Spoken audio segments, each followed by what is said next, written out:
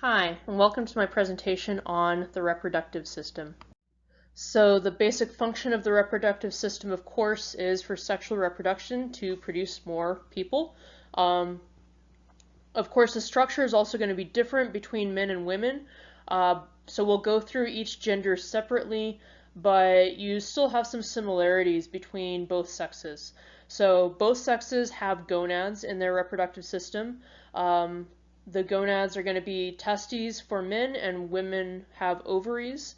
In either case, the gonad is the organ that is actually producing sex cells, which are called gametes.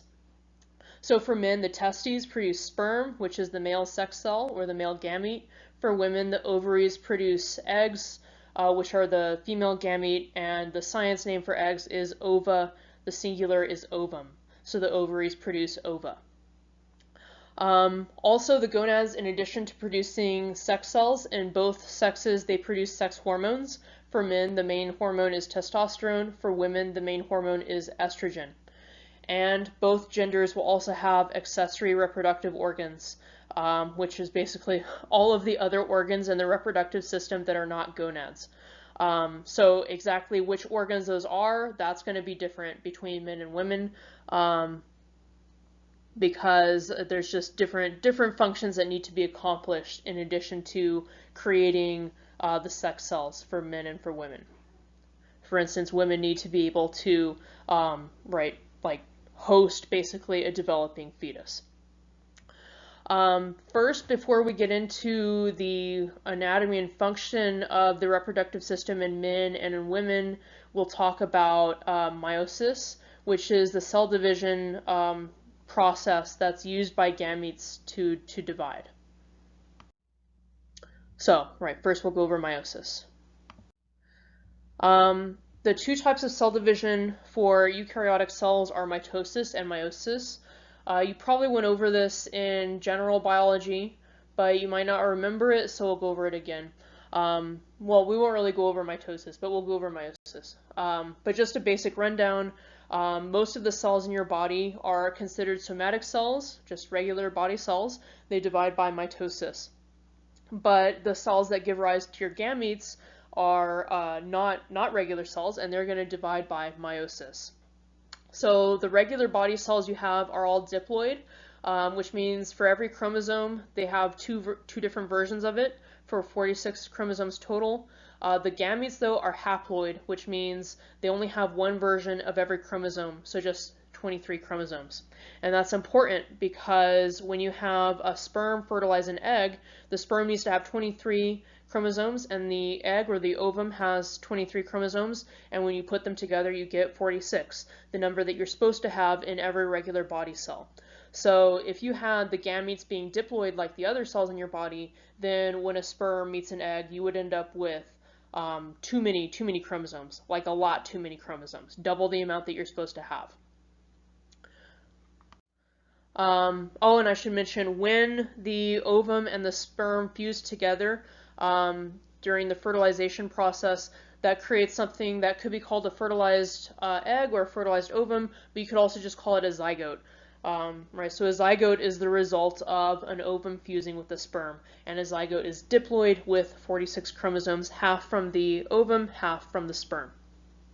So every cell in your body, every regular cell, every somatic cell in your body that is diploid is going to have half of its chromosomes being maternal and the other half would be paternal. So half have come ultimately from that original ovum, the other half have come ultimately from that original sperm cell.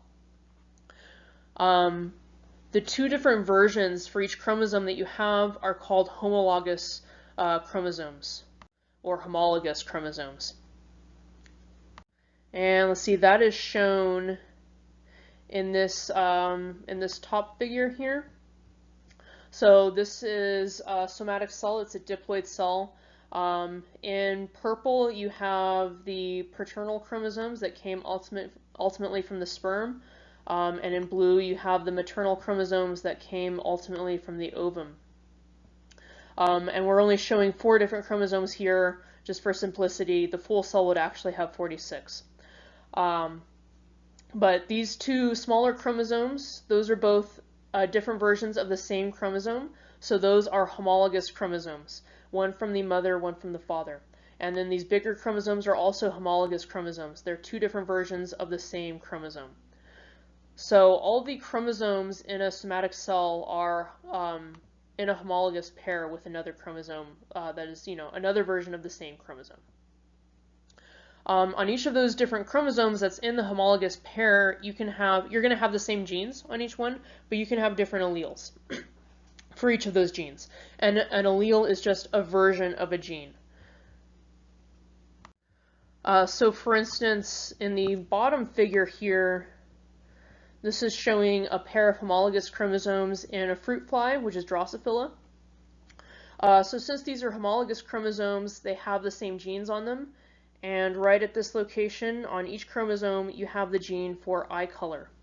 But they're not the exact same gene because they're different alleles. So on the left, you have the allele for red eyes, and on the right, you have the allele for purple eyes. So even though the gene is the same, the allele is different. A final point about mitosis versus meiosis is that in mitosis, the result of the cell division is always a diploid cell that is genetically identical to the mother cell. Right, so if you have one of your somatic cells divide by mitosis, you're going to get two different cells, two daughter cells. Both of them will be diploid, so they both have 46 chromosomes, and both of them will be genetically identical to the mother cell or that first somatic cell that divided. With meiosis, the cells that you get, the daughter cells, are not genetically identical to the mother cell. They are different. So when you have the sex cell progenitors divide by meiosis to create gametes, first off, instead of getting two different cells, ultimately you're going to get four different cells, four daughter cells, and they're all going to be haploid cells. So they will all have 46 chromosomes in them. And finally, they will all be genetically distinct. They're all going to be different from each other, genetically speaking, and they're also all going to be genetically different from the parent cell. And that's really important because that allows us to have genetic variation, which helps us evolve and adapt to our environment much more quickly. And before actually getting into the phases of meiosis, finally we'll just go back over the cell cycle really quick. So the cell cycle can generally be divided into interphase and cell division. Interphase is everything that's happening in between cell divisions. Cell division is when the cell divides either by mitosis or meiosis to create daughter cells. Interphase has three different phases within it. You have G1 or GAP1, S or synthesis, and G2 or GAP2. In the G1 or GAP1 phase, the cell is basically growing, getting larger. The organelles in it are also growing and getting larger, maybe duplicating, and the cell is creating proteins that it needs for S phase. Then the cell will enter S phase, which is a synthesis phase, where the DNA of the cell is replicating. So you start, if this is a somatic cell, you're starting with 46 chromosomes, and you're going to copy every single one of them and end up with twice that number in preparation for cell division. Then after S phase, you would enter G2 or the GAP2 phase. In the GAP2 phase, the cell is kind of checking over all of that newly replicated DNA, making sure that there are no mistakes. If it finds mistakes, it's going to fix them. So you're doing DNA repair in GAP2. And apart from that, just you're making all the proteins that you need for cell division. Then you would enter cell division, which is M phase. If this is a somatic cell, it's going to divide by mitosis to form two daughter cells. That's what's shown in that diagram. If it's meiosis, then you're actually going to form four daughter cells ultimately, and they will be diploid. They will be haploid, not diploid. Right. So this diagram is just showing the cell cycle phases. So you have GAP1, then you go to S phase, then GAP2 phase. All of that is counting as interphase. And then you go to M phase, which in this diagram is shown as mitosis. But, it would be meiosis also. If this was a gamete progenitor cell, then this would be meiosis instead of mitosis. At the end of mitosis, you always have cytokinesis, where the actual cell is dividing to split into two, or this is where the actual cell membrane is splitting into two. That gives you your two daughter cells. Most of the cells in your body are actually not going through the cell cycle actively. They would be in what's called G0, or G with a little 0 below it phase, which is cell cycle arrest. So they're not actively dividing anymore. That's important so that you can maintain the structure of your organs.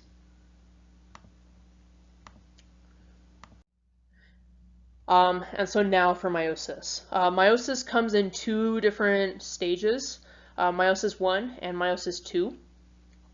At the end of Meiosis I, you will have two daughter cells that are both haploid and have replicated chromosomes. At the end of Meiosis II, you will have just 4 haploid daughter cells. So your initial cell is going to divide once in Meiosis I, giving your 2 haploid daughter cells, and then each of those daughter cells is going to divide again in Meiosis II to give you ultimately 4 haploid daughter cells. Each of those stages, Meiosis I and Meiosis II, has like little phases within it. So in Meiosis I, you have Prophase I, Metaphase I, Anaphase I, Telophase I, and then cytokinesis. And in Meiosis II, it's the same, except you have 2s instead of 1s. So Prophase II, Metaphase II, Anaphase II, Telophase II, and cytokinesis again.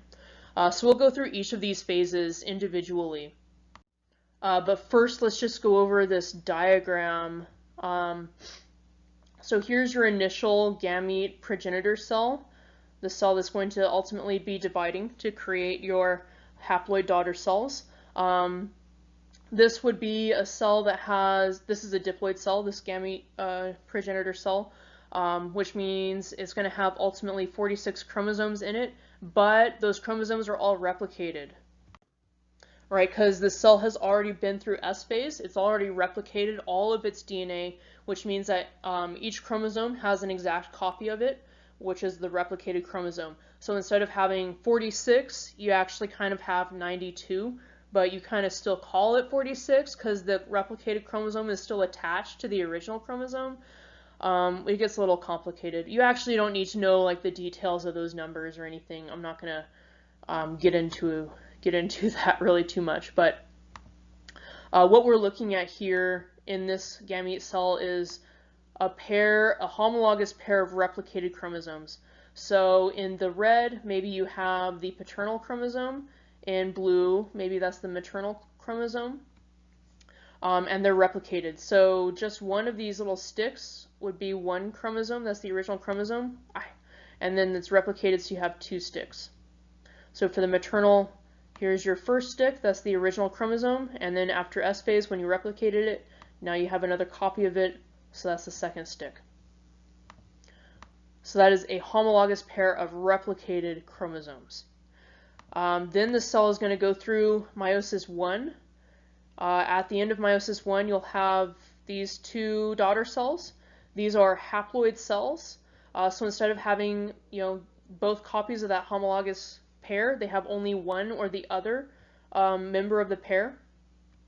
But these are replicated chromosomes still. So this is a haploid replicated chromosome, and this is a haploid replicated chromosome. Then after meiosis II, you have 4 daughter cells that are just haploid. So instead of it being a replicated chromosome, now it's just the one copy of that chromosome in each cell. So actually what happened in meiosis I is that one of these chromosomes in the original gamete cell progenitor went to one daughter cell, the other chromosome went to the other daughter cell, and then when these daughter cells went through meiosis II, for this first one, its replicated chromosome split in half. One copy went to the first daughter cell, the other copy went to the second daughter cell, and the same thing over here for this daughter cell from meiosis I, its replicated chromosome split in half, giving you giving one copy to the first daughter cell and the other copy to the second daughter cell.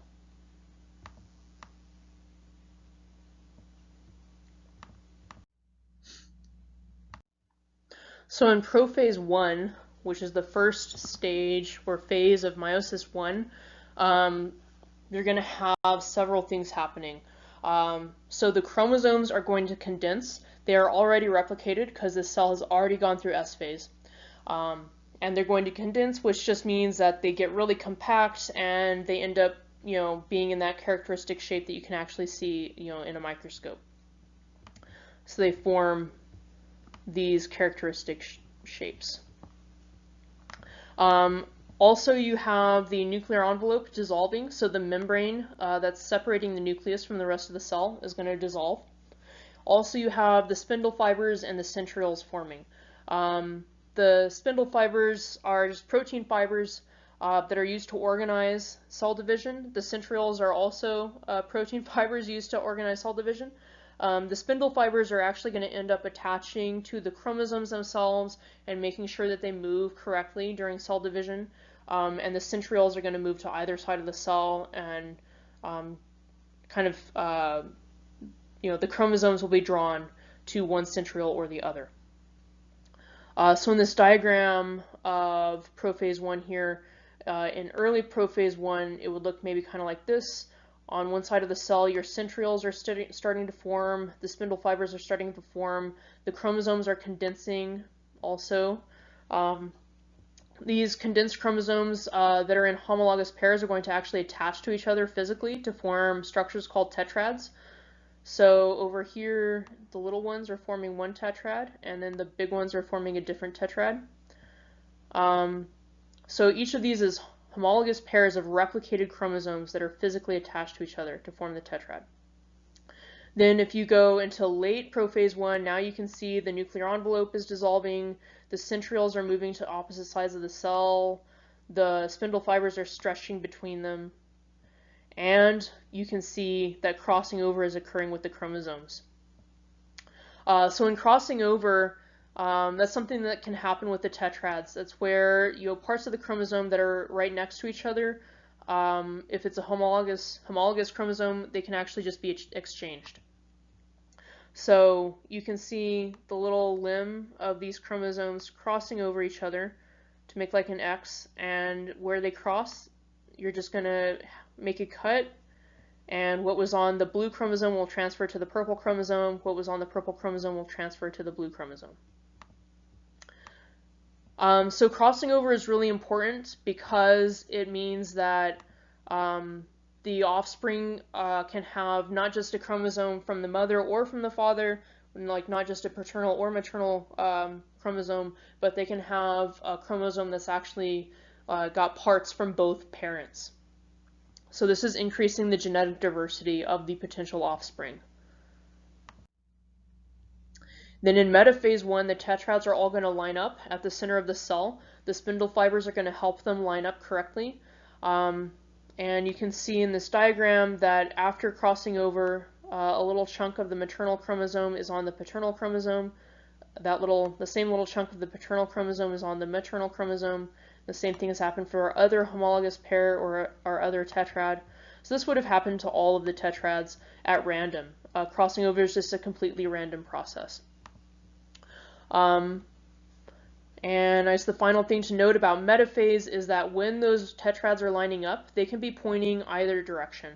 So either the paternal side could be on the left or the paternal side could be on the right. It's just a random process that determines which is which.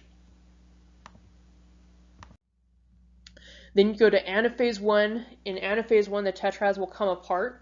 So remember, they were physically attached to each other, so they're going to like physically separate from each other, and each half will go to opposite ends of the cell, pulled by those spindle fibers towards the centrioles. So the diagram is just showing those tetrads having split apart, being pulled to opposite sides of the cell.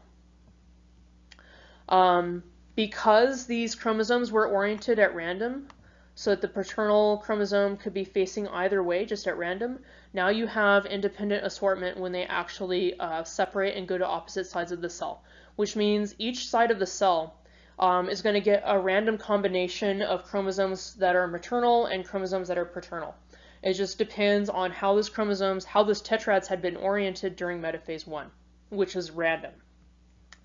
So each cell, or each daughter cell, is going to form around each centriole. They're each going to get a random combination of maternal and paternal chromosomes. This is also increasing the genetic diversity of the offspring. So between independent assortment and crossing over, that is what is creating genetic diversity. That's why the daughter cells will not be genetically identical to the parent cell. That's why your children do not look exactly like you. and that's why different children look different from each other. Then the last phase of Meiosis I is Telophase I, and then right after that you have cytokinesis. So in Telophase I, the homologs they'll finish moving to either side of the cell, and then you'll have cytokinesis immediately following that, where the cell membrane will actually dissolve. So that means you're ending up with two daughter cells. So this diagram is showing telophase having ended and cytokinesis in process. So these cells are about to divide. This hasn't quite happened yet, but you know, it'll happen. Each of those cells, each of those daughter cells is going to still have the spindle fibers and the centrioles. Usually the nuclear envelope will not be reforming, so it's going to remain dissolved. And each of these daughter cells is just going to have you know, one version of each chromosome, so it's going to be a haploid cell. But the chromosome is going to be replicated, so each of these daughter cells got, you know, 1/2 of each tetrad, which was a replicated haploid chromosome. So even though this looks like two things right here, that is one chromosome that is haploid. It's just got two copies of it, you know, attached at the middle. Also, each of these daughter cells is going to be genetically distinct from the original mother cell due to independent assortment and crossing over. And then the second diagram is kind of showing like a summary of what's happening to the chromosomes throughout Meiosis I. So this, on the top you have this gamete progenitor cell actually before it's gone through S phase. So this is a diploid cell that has, you know, one paternal chromosome, one maternal chromosome, one version that is paternal and one version that is maternal for every chromosome that it has. So that's 46 total chromosomes, and right here we're showing one homologous pair. So that's one homologous pair. Then once this cell goes through S phase and replicates its DNA, you're going to have two copies of all of that. So this original paternal chromosome up here now is looking like an X because it has another copy added to it. And the same thing for the maternal chromosome, it's now an X as well because it's been replicated. So it has an extra copy of all that same information attached to it. So this is now still a diploid cell. This is still a homologous pair of chromosomes, but they are now replicated chromosomes. So they have two copies. Then after Meiosis I, you'll get these two daughter cells in which like one of these replicated chromosomes would go to one daughter cell. So this one got the paternal chromosome, and then the other one, the maternal chromosome, will go to the other daughter cell. But those are replicated chromosomes. So now these daughter cells are haploid. They have only one version of each chromosome, either paternal or maternal, and that chromosome is replicated still. So it's still an X, which means that the cell is ready for Meiosis II.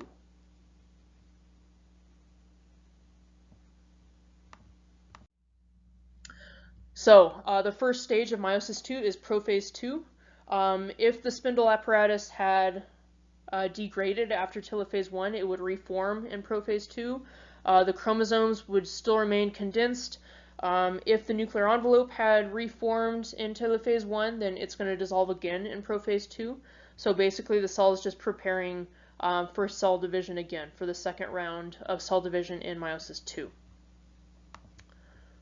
So here's Prophase II. We're tracking each of our daughter cells that we got out of Meiosis I.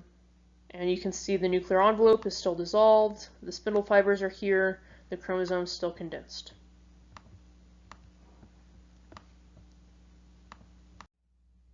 Then in Metaphase II, similar to Metaphase I, the chromosomes are just going to line up at the center of the cell. But now it's not tetrads that are lining up, it's just those replicated chromosomes. So you can see the chromosomes lining up in the center of each daughter cell in Metaphase II. In Anaphase II, those chromosomes are going to split, and the spindle fibers will pull them to either side of the cell toward each centriole. So in this first daughter cell, the chromosomes have split and are being pulled to either side of the cell. In this daughter cell, the second daughter cell, the same thing is happening. The chromosomes have split and are being pulled towards either side of the cell. Then you have telophase II and cytokinesis. In telophase II, the chromosomes will finish moving to either side of the cell, and the nuclear envelope is going to reform, and then you have immediately following cytokinesis, where the membrane is actually going to split, and you'll end up with physically, separated daughter cells. Technically speaking, cytokinesis for meiosis II would actually begin in anaphase II, but you don't really have it proceeding significantly until you get to telophase.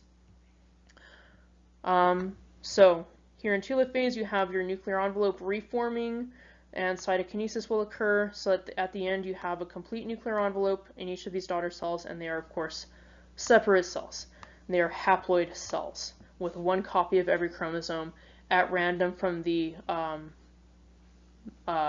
would either be paternal or maternal at random. If this process is happening in the gamete cell progenitors for a man, then each one of those haploid daughter cells is going to become a sperm. If this is happening in a woman, though, actually only one of those haploid daughter cells is going to become an ovum or an egg. The rest of them will all die.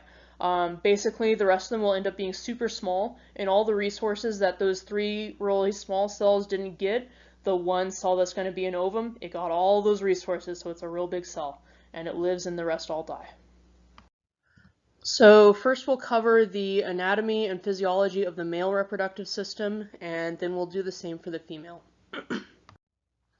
The organs of the male reproductive system include the testes, which are the gonads. So that's the central organ. Everything else is an accessory organ. So then you have the duct system. From the testes, the ducts in order are the epididymis, the ductus deferens, the ejaculatory duct, and the urethra. Then you have the penis, the accessory glands, which are the prostate, the seminal vesicles, and the bulbourethral gland, and the scrotum and the spermatic cord. So the testes are producing sperm. The duct system are carrying sperm to the outside of the body. The penis is to deliver the sperm into the female reproductive system. The accessory glands are adding components to the sperm to form semen, which will nourish the sperm and keep it safe. The scrotum is just designed to house the testes in a place where the conditions will be optimal for sperm production, because the inside of the body is actually a little bit too warm for proper sperm production. And then you have the spermatic cord, which is just attaching the testes and scrotum to the rest of the body, and supplying it with blood and nervous control. So you have lymphatic vessels, blood vessels, and nerves traveling through the spermatic cord down into the scrotum to reach the testes. So in the figure is just showing a summary of these organs. So the testes are here inside the scrotum. The spermatic cord is not shown in this image, but it would be, round about here's. And then you have the beginning of the duct system. So the epididymis is actually wrapped kind of around the back of the testes. Then you have the ductus deferens, which travels all the way around the bladder. Then it merges into the ejaculatory duct, which is quite short, and then that leads into the urethra, which then travels through the penis out of the body. The accessory glands are located around the duct system. So you have the seminal vesicles right here by the bladder. The prostate is here at the base of the bladder, and the bulbourethral glands are just below that.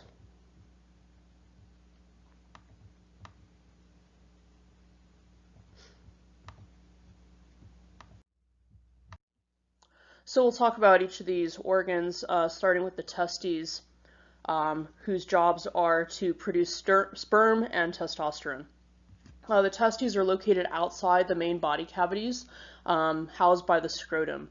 And the reason for that is the body temperature is just a little bit too high for proper sperm production. Sperm would like a temperature that's just a few degrees lower than normal body temperature.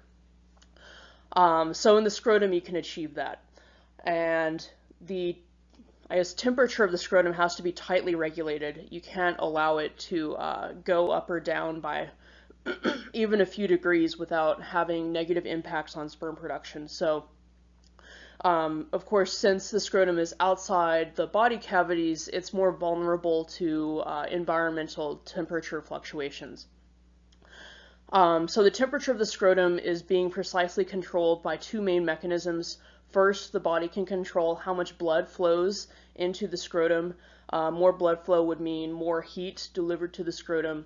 Also, the scrotum and the spermatic cord contain muscles that can contract to pull the scrotum in towards the pelvic cavity. So the closer it's held in towards the pelvic cavity, the warmer it will be. The testes are very sensitive. They have a lot of sensory receptors, in particular for pain and for temperature, because, it is very important to protect them and make sure the temperature is always just perfect in there for sperm production. They also receive a lot of blood.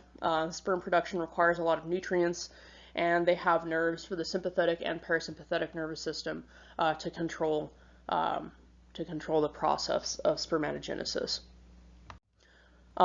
particularly regarding like blood flow and muscle tone. The testes are divided into lobules that are separated from each other by connective tissue. In every lobule, you find seminiferous tubules where sperm production is actually occurring. Between those tubules, you have testosterone production from interstitial cells. Lining the seminiferous tubules, you have myoid cells, which are very similar to muscle cells. They're not actually muscle cells, but they're real similar, so they can also contract. So as sperm are being produced in the seminiferous tubules, the myoid cells will contract and push them along through the tubules and out of the testes.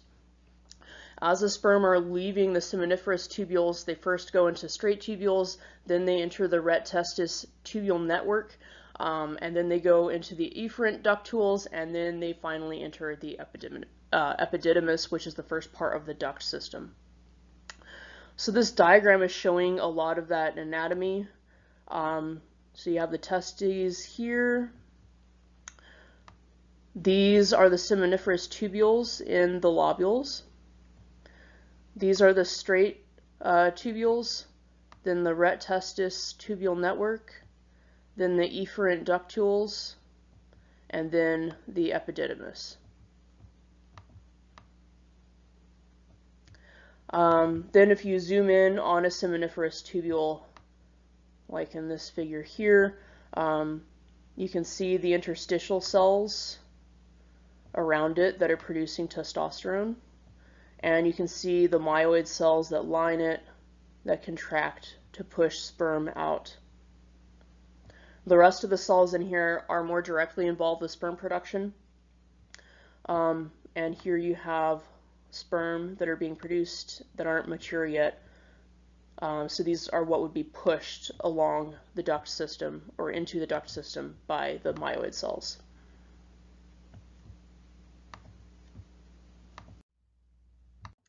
So once sperm have left the testes, then they enter the duct system, which is transporting them to the penis for ejaculation. The other thing the duct system is doing is forming semen as the accessory glands release their secretions into the ducts. The semen is intended to nourish the sperm and maintain proper conditions for them as they travel through the duct system and also in the female reproductive tract. The first part of the duct system is the epididymis, which is located in the scrotum right next to the testes. As sperm are produced in the testes, they enter the epididymis. They're not yet mature by the time they get to the epididymis, and they would actually be stored there until ejaculation. Within the epididymis, you have a very long tube called the ductus epididymis that is actually housing the sperm. So they can be housed there for several months, If there's no ejaculation within several months, then they're just resorbed into the body, so it's not actually a problem. The epididymis is releasing secretions into the ductus epididymis that help the sperm finish maturing. So normally they would go there and stay for a while to finish maturing before being ejaculated. After the epididymis, you get into the ductus deferens, which is also called the vas deferens. That's a very long tube that goes up the spermatic cord into the pelvic cavity and then loops around the bladder.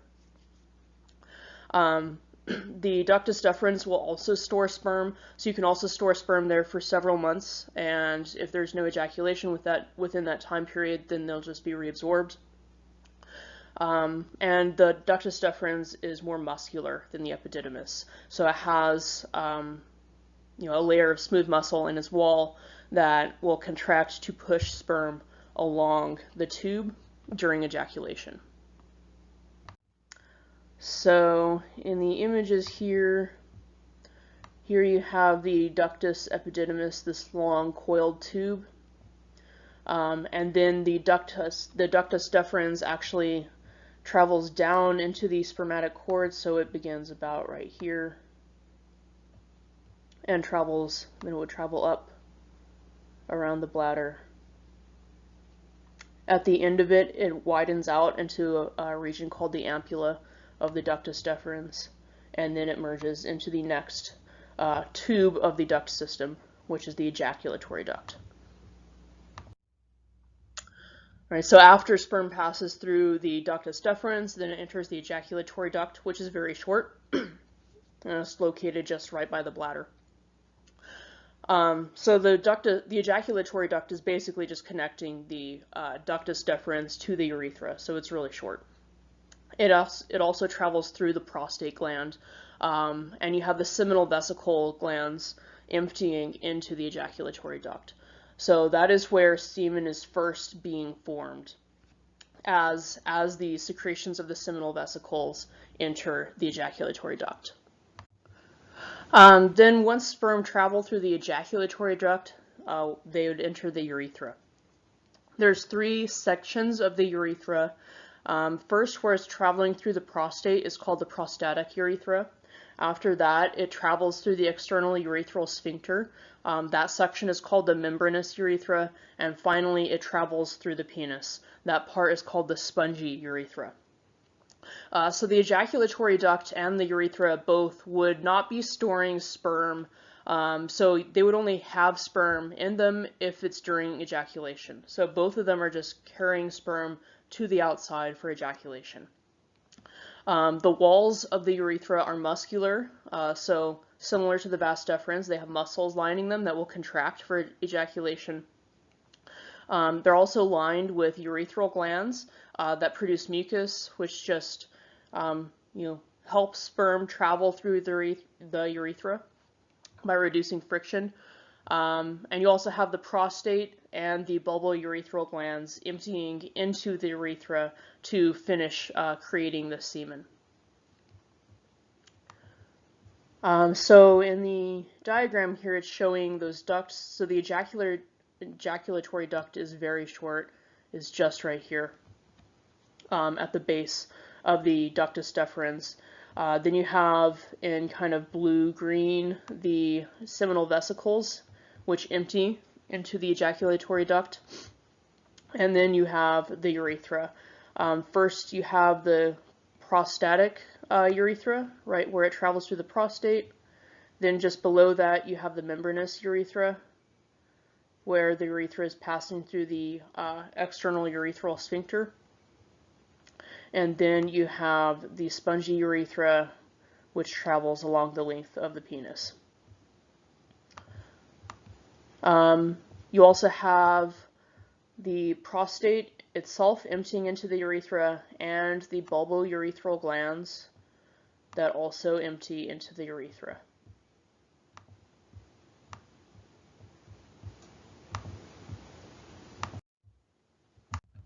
So as the sperm are being ejaculated, they would be traveling through the penis, which is going to deliver them into the female reproductive system. So you just have the urethra traveling the length of the penis and carrying the sperm and semen to the very end.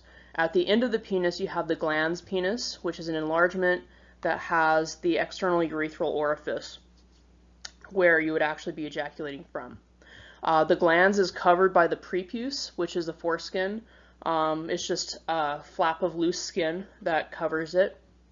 Sometimes the prepuce is removed in a surgical procedure called circumcision for religious reasons or for medical reasons, although it's not clear for sure that there is a medical benefit to doing that. So there's some studies that suggest there is a medical benefit, and there's some studies that suggest there is not a medical benefit that's worth the risk of a surgery. Within the main body of the penis, you have erectile bodies, 3 of them. They are 3 cylinders of tissue that's kind of spongy in its shape, so it has like basically empty holes in it that can fill up with blood, and each cylinder is covered in a sheath of dense connective tissue.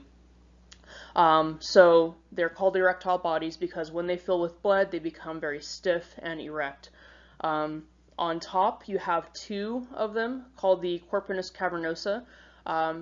That's a plural term actually for both of them. Corpus cavernosum would be singular for just one of them.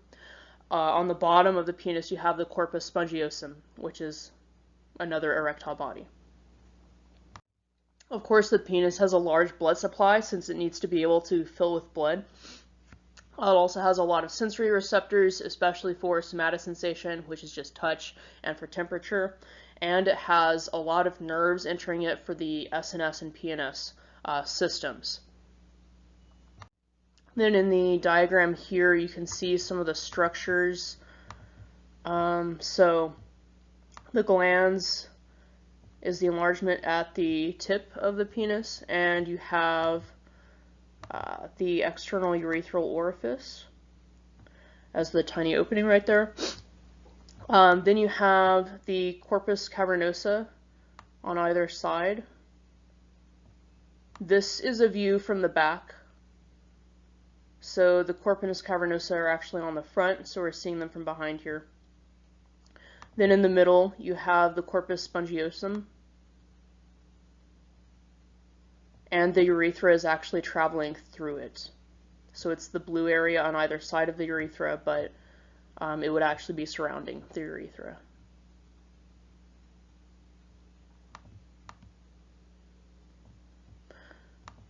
And then in the in the inset, you have like a cross-section view of the erectile bodies.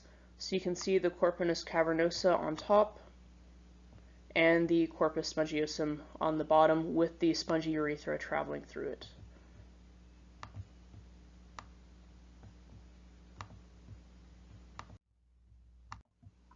Then along the duct system, you have the accessory glands whose secretions go to form the semen.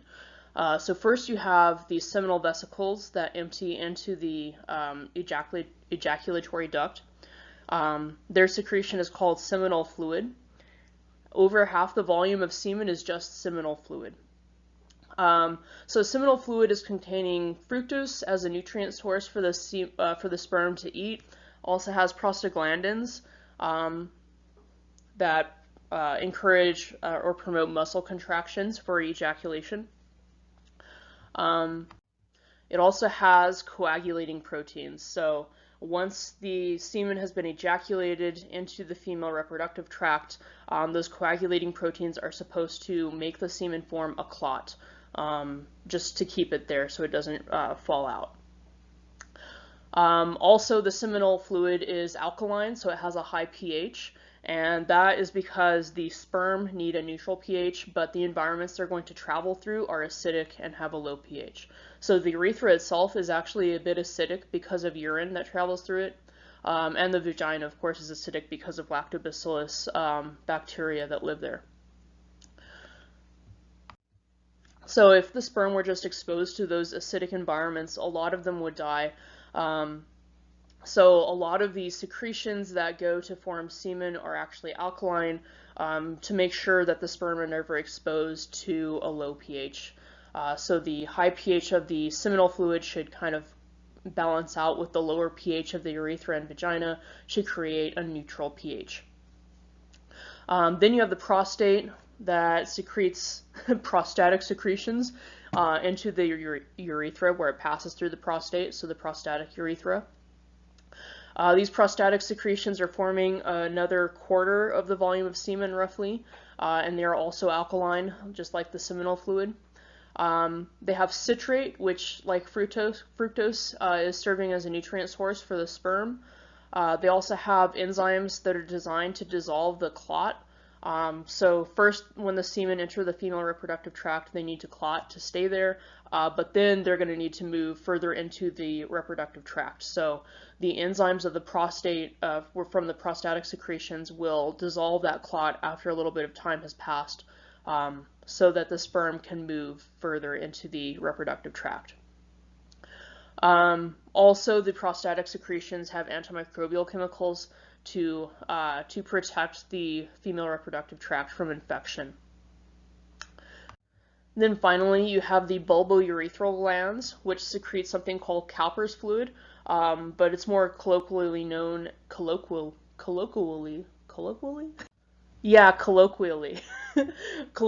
known as precum. So that's not necessarily produced as part of the semen actually, although it can form a component of the semen. It's also alkaline, just like everything else, but it would actually be produced before ejaculation occurs. Partly to coat the urethra with an alkaline substance, to begin raising its pH. Also, it's mucus-like, which helps it reduce friction. So in the diagram, of course, you can see the seminal vesicles that empty into the ejaculatory duct, the prostate gland that empties into the prostatic urethra, and the bulbourethral gland, which would actually empty into the spongy urethra.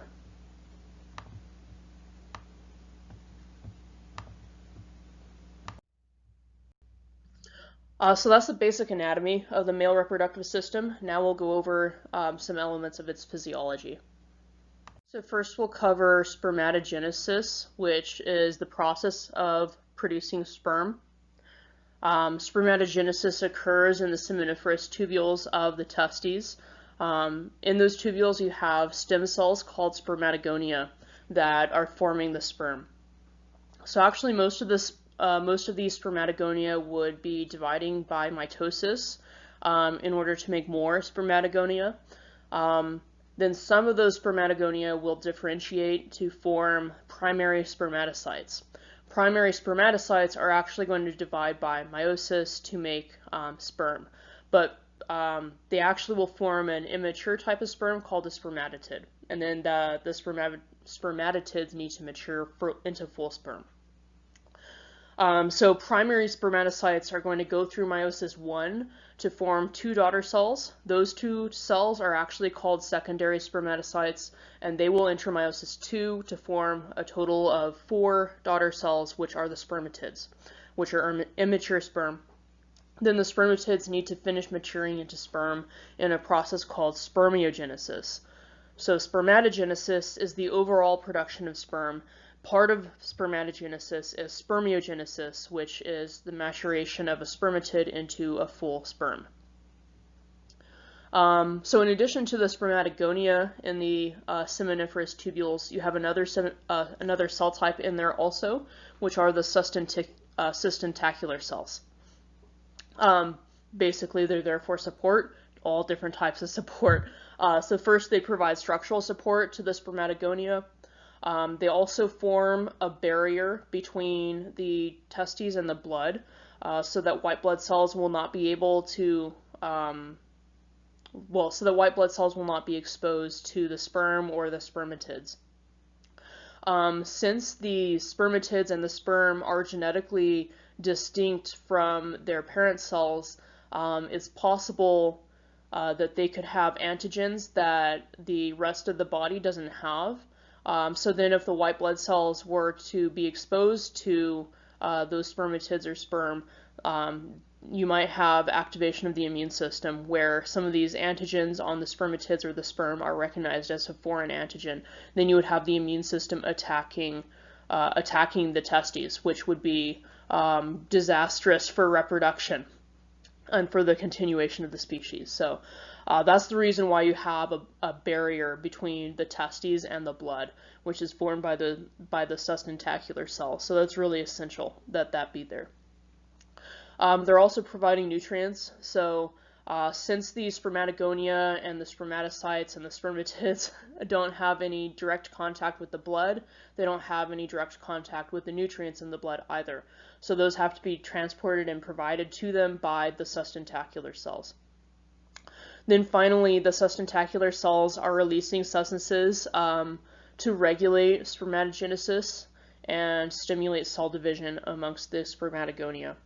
One of those substances is androgen binding protein, or ABP, which binds testosterone and allows the spermatogonia to become sensitive to the effects of testosterone. In the figure, it's basically summarizing the process of spermatogenesis. So you start with a spermatogonia stem cell. That cell is actually first going to divide by mitosis to form more spermatogonia stem cells. Then one of those cells will differentiate into a primary spermatocyte. So this is your primary spermatocyte, and the primary spermatocyte will divide by meiosis. First, it'll go through Meiosis I, forming two daughter cells that are called secondary spermatocytes. Then those daughter cells will go through Meiosis II, forming a total of 4 daughter cells that are spermatids. So you can see they have the little tails on them like sperm do, but they are not mature sperm, they're spermatids. Once they've been formed, they will begin maturing through spermiogenesis to form cells that look more like mature sperm. These would actually not be quite fully mature yet because they're still in the seminiferous tubules. The sperm aren't going to finish maturing until they enter the epididymis. Then on the side, you have the sustentacular cells that are forming the blood-testis barrier and providing nutrition and other support to the spermatogonia.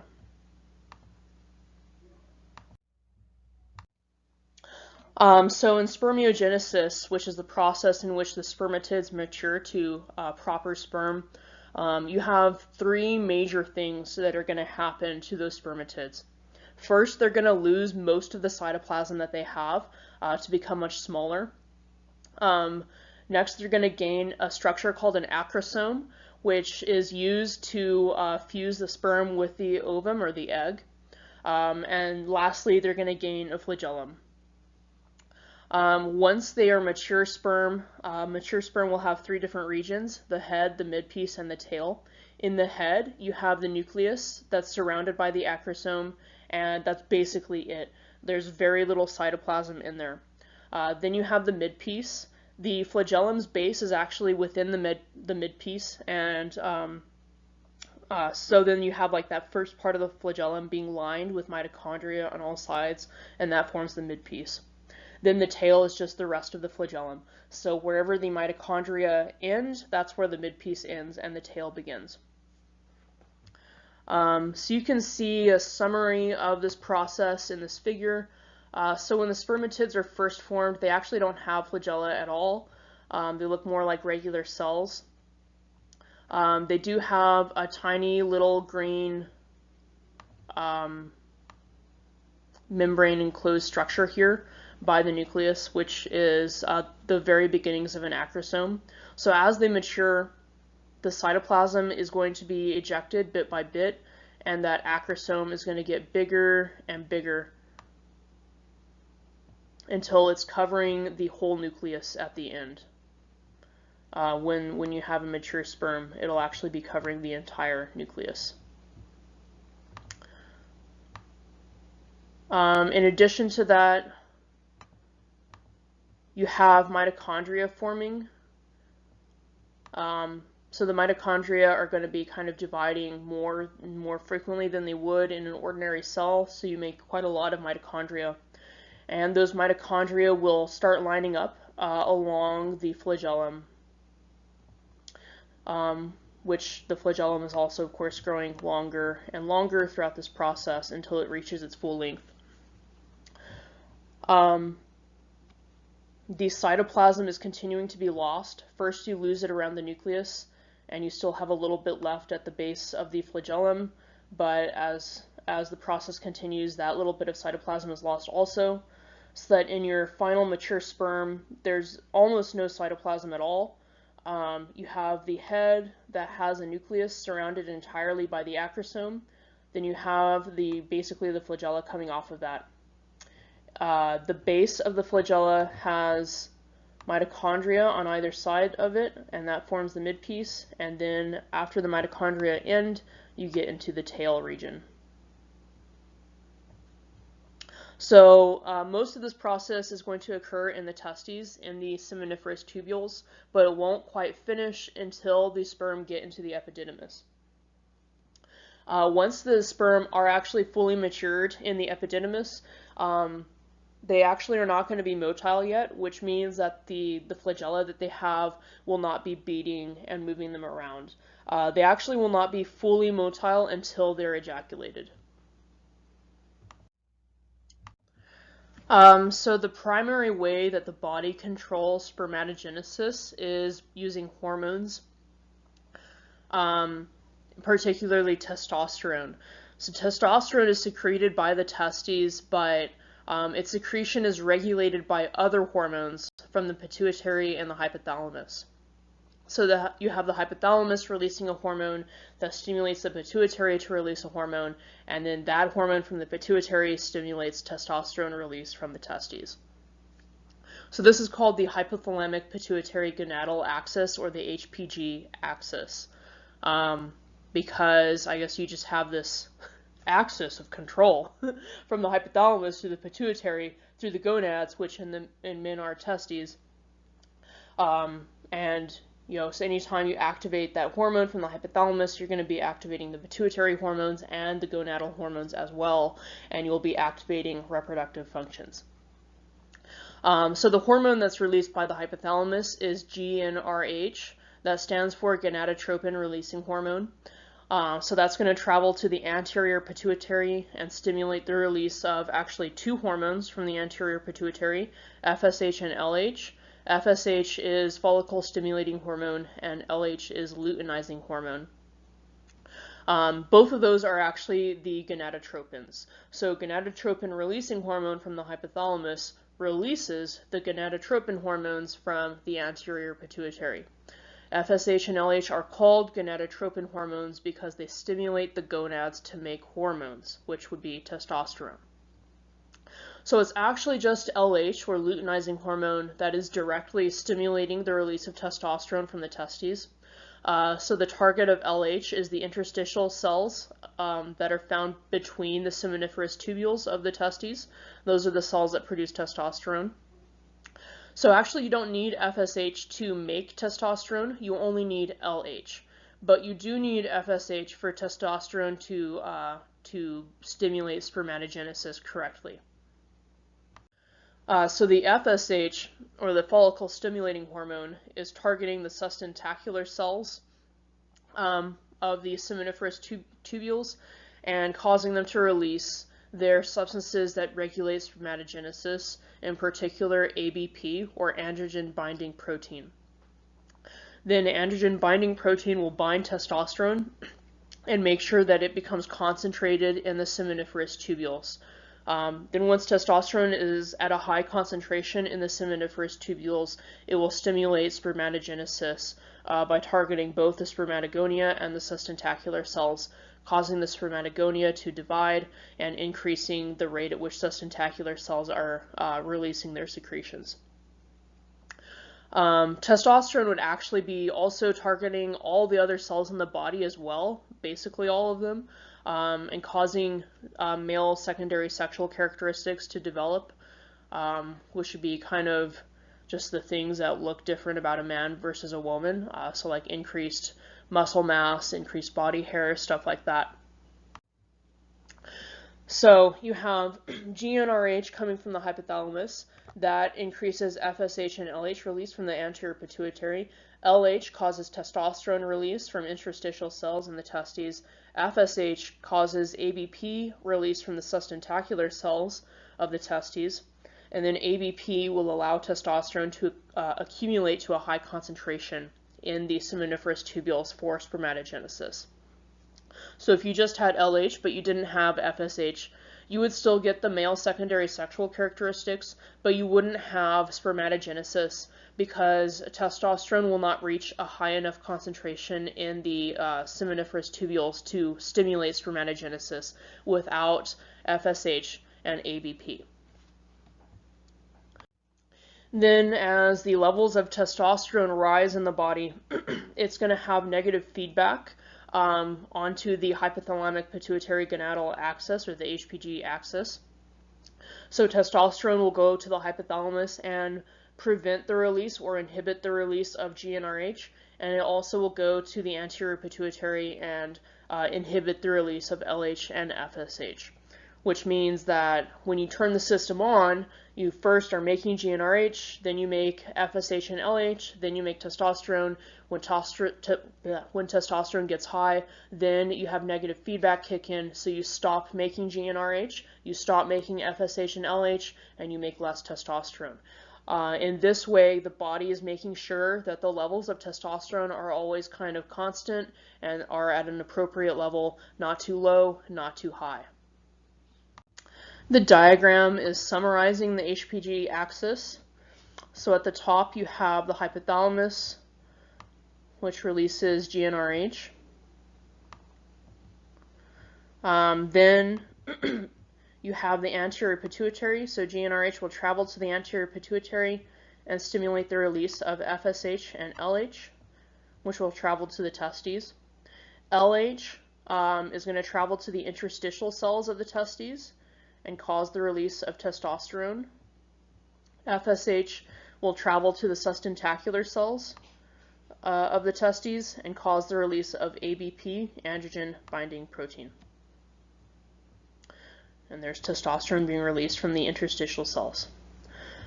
Testosterone is then going to bind to androgen binding protein, and that will cause its concentration in the seminiferous tubules to rise until it will be able to stimulate spermatogenesis. It will also travel through the rest of the body and cause the development of male secondary sexual characteristics. Once testosterone reaches a high level, it will actually have negative feedback. Let's see.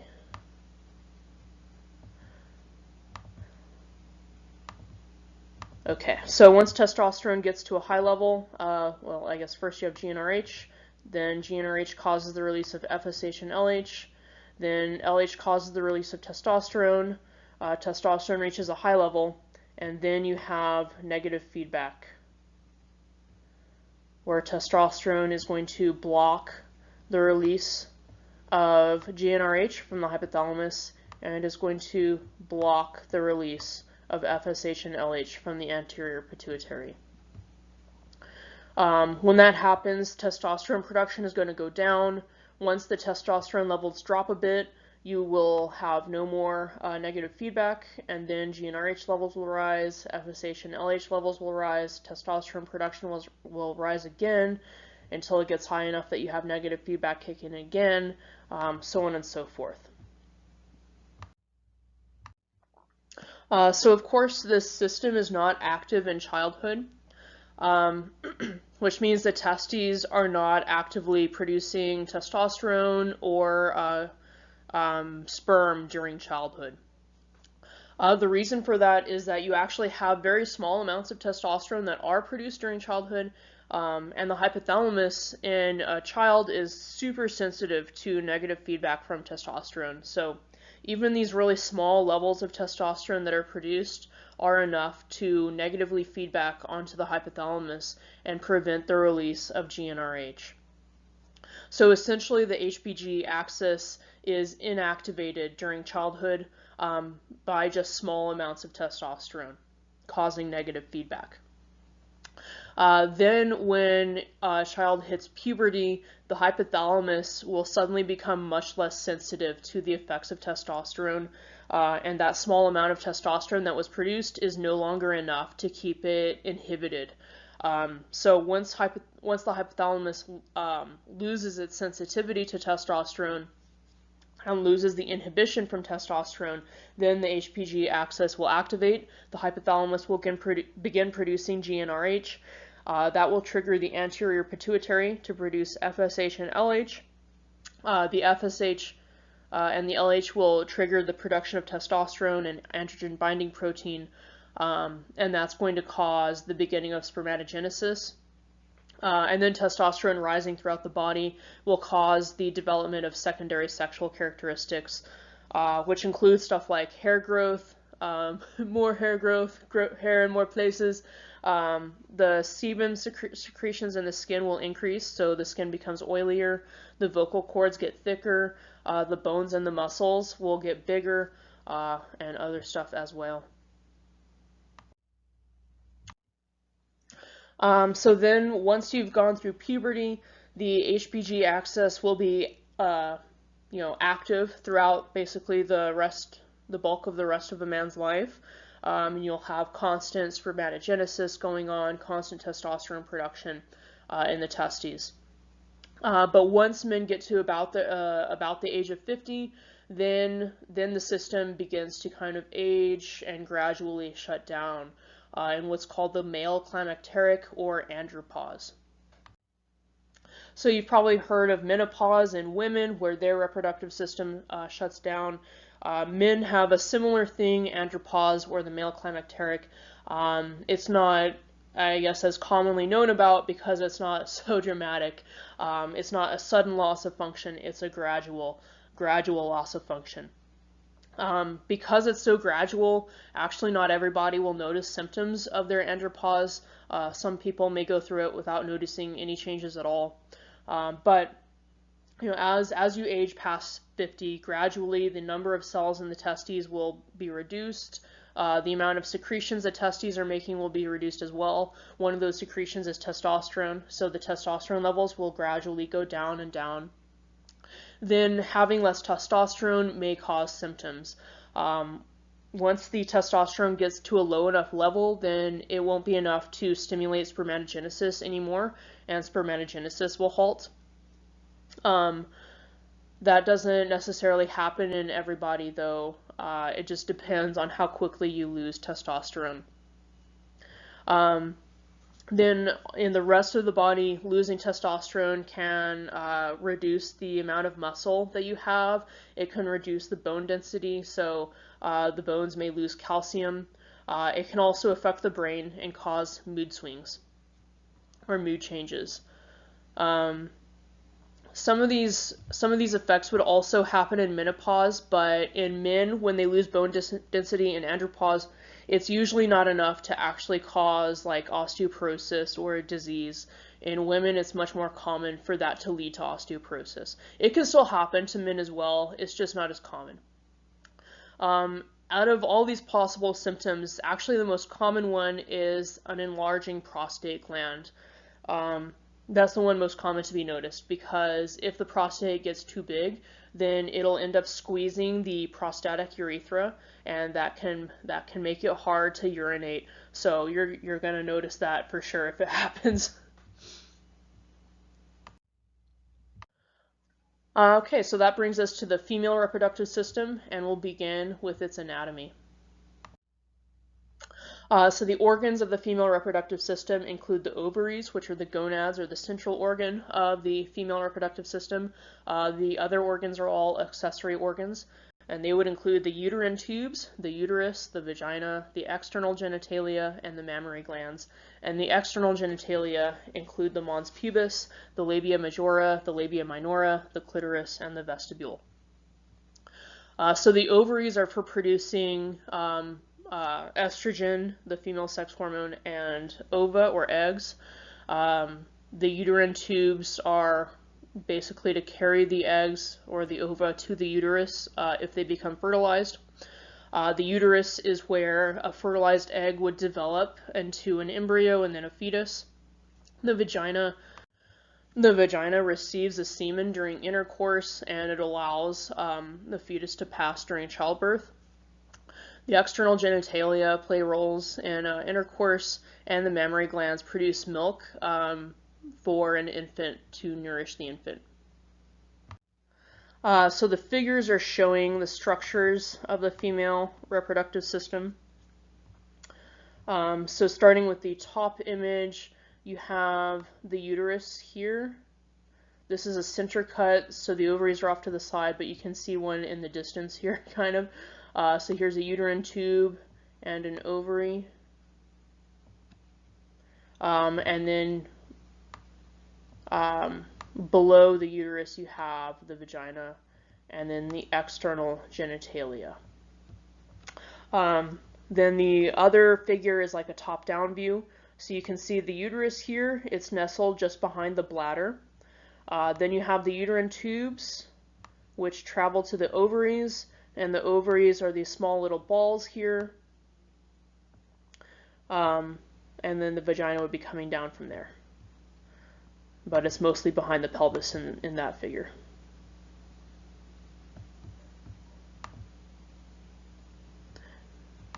So again, we'll go over each of those organs in more detail, starting with the ovaries, which are the female gonads.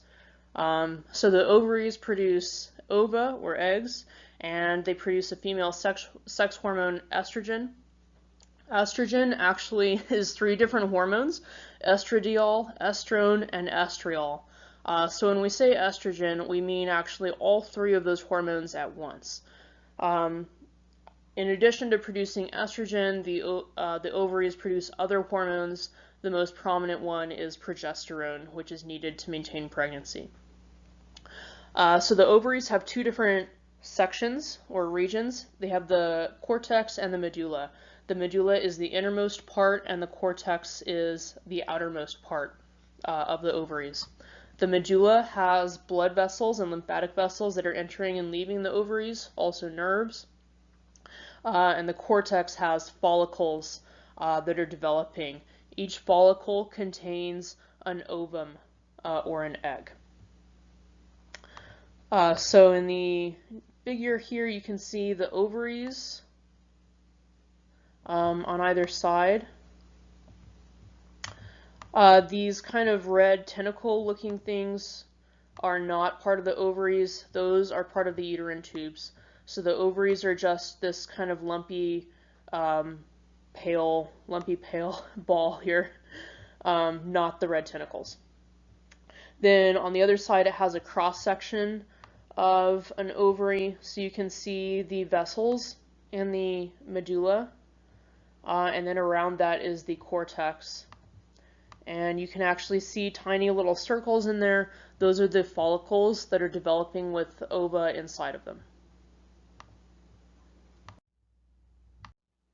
Once an ovum is produced by the ovary, it'll enter the uterine tubes, which travel from the ovaries to the uterus. The uterine tubes are also called fallopian tubes or oviducts.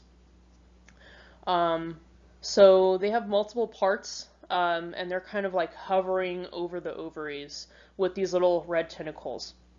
Those little tentacles are called the fimbriae. So when an ovum is released from the ovaries, it should be caught by the fimbriae, which will direct it to enter the uterine tube. Then just after the fimbriae, you have the ampulla of the uterine tube, which is like an area where it's larger or thicker than normal. So the ova will actually stay in the ampulla until they're fertilized, if they're fertilized. Usually. So sometimes they actually might move from the ampulla, but in general they should stay in the ampulla until being fertilized or just dying.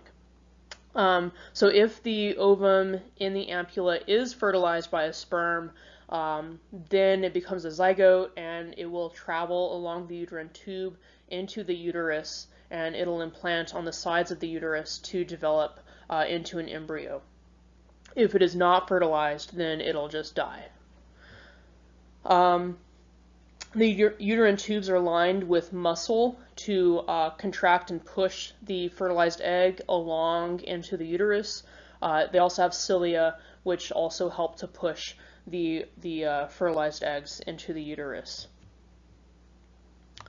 So in the image, you can see the fimbriae, the little tendrils hovering over the ovaries to catch eggs as they emerge. And then just next to the fimbriae, you have the ampulla, which is this enlarged or thickened region of the uterine tube.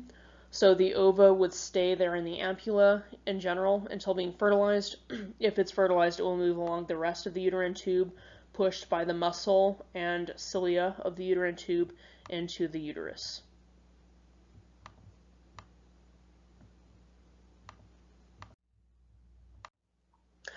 So once a fertilized egg or a zygote enters the uterus, it will implant in the wall and stay there to grow first into an embryo, then into a fetus. So the uterus is also called the womb. The uterus is providing essentially everything that the developing embryo requires. It provides protection and support and nutrition. The walls of the uterus are very muscular, so that it can contract and produce, strong contractions to drive childbirth. You have 3 different layers in the wall of the uterus. The outermost layer is the perimetrium, the middle layer is the myometrium, and the innermost layer is the endometrium. The myometrium, the middle layer, is made of smooth muscle. It's the thickest layer, and it's very thick so that you can have strong childbirth contractions.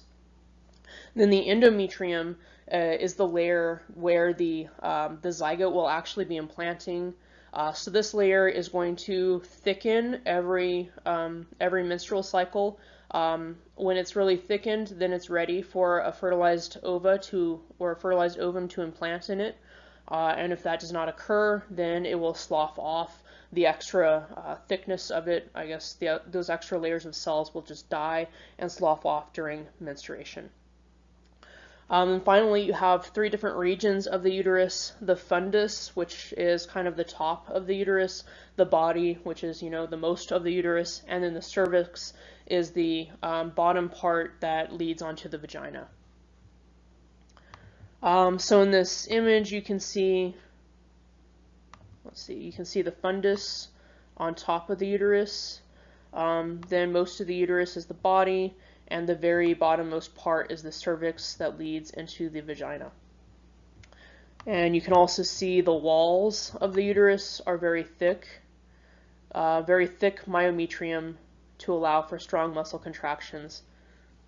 And then the endometrium, the innermost layer, would thicken every menstrual cycle in preparation for a fertilized egg to implant there. Then you have the vagina, which basically is just a passage that leads from the uterus to the outside of the body. So during intercourse, the vagina will receive semen. Then the semen will clot there briefly, and then once the clot dissolves, it will travel further up into the female reproductive tract. Ultimately, they'll travel through the uterine tubes to find the ova in the ampulla of the uterine tubes. The vagina also allows passage of menstrual flow during menstruation, and it allows passage of the fetus during childbirth. The vagina is an unusual organ because it has an acidic pH. The pH is usually between 4 and 5, so it's not crazy acidic. It's weakly to moderately acidic. The purpose of that is that it's antimicrobial. So most microbes that would like to get you sick need to have a neutral pH, because most of your body has a neutral pH.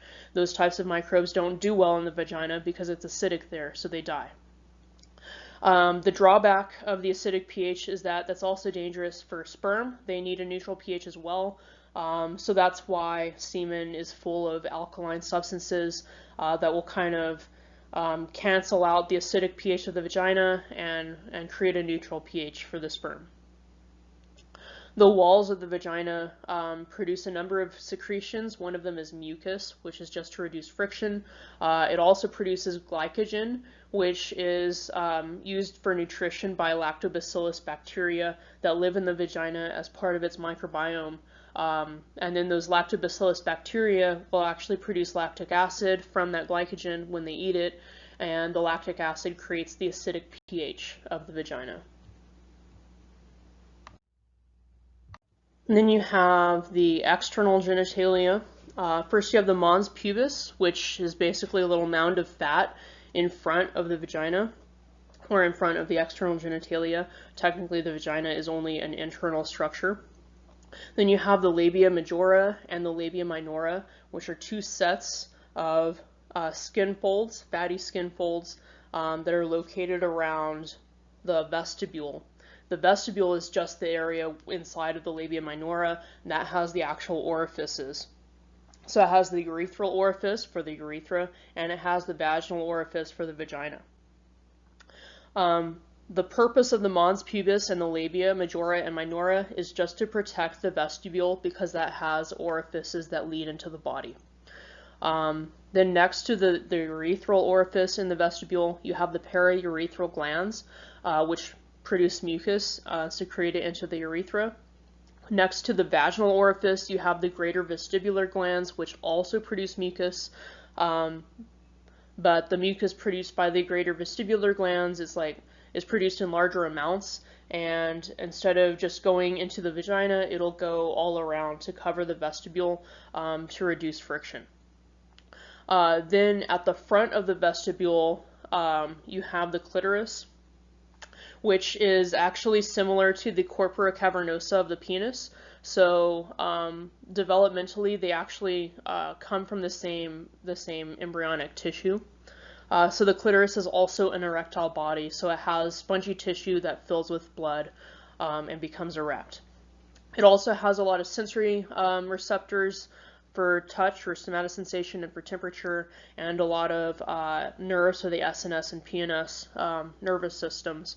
So out of the entirety of the female reproductive system, the clitoris is the part that has the most sensory receptors and the most, I guess, sensitivity.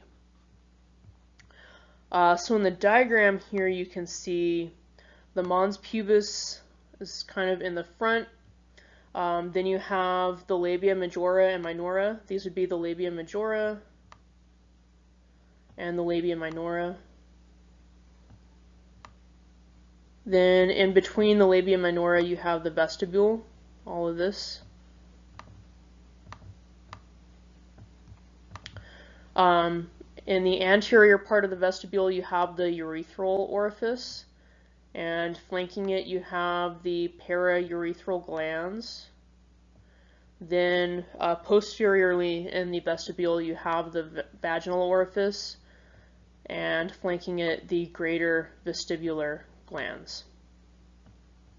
Then technically a little bit anterior to the vestibule, you have the clitoris.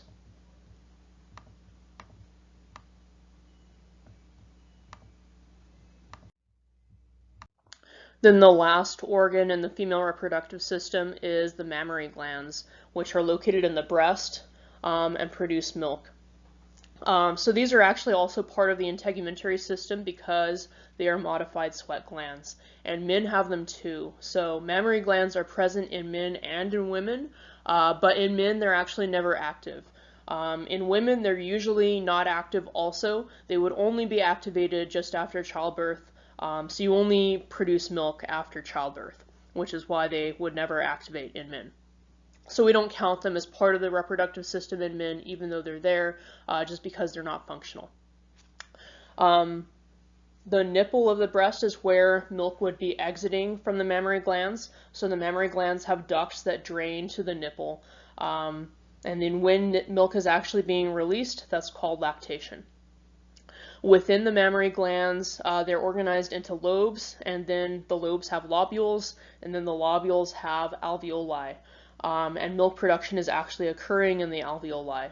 But actually, if the mammary glands are not activated, then they're all kind of deflated and the alveoli are not present. So the alveoli will only develop and start producing milk if childbirth has occurred.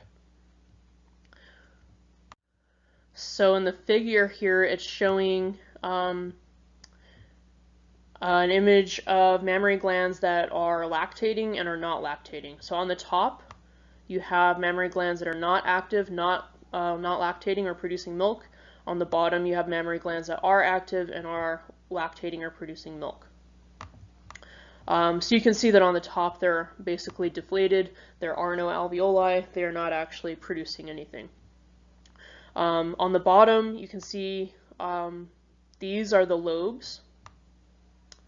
And then they have kind of little grape-like looking things on them. Those little grapes are the lobules. So that's a lobule. That's a lobule. Then if you zoom in on the lobules, you would see the alveoli that are producing milk. And then that milk will drain into these ducts that ultimately all converge on the nipple for lactation. If the mammary glands are not active and not producing milk, then you don't even have alveoli at all, and everything is basically deflated. So you kind of don't have lobules either. You do still have the system of ducts organized into lobes, but since there's not any alveoli, there's nothing really going on.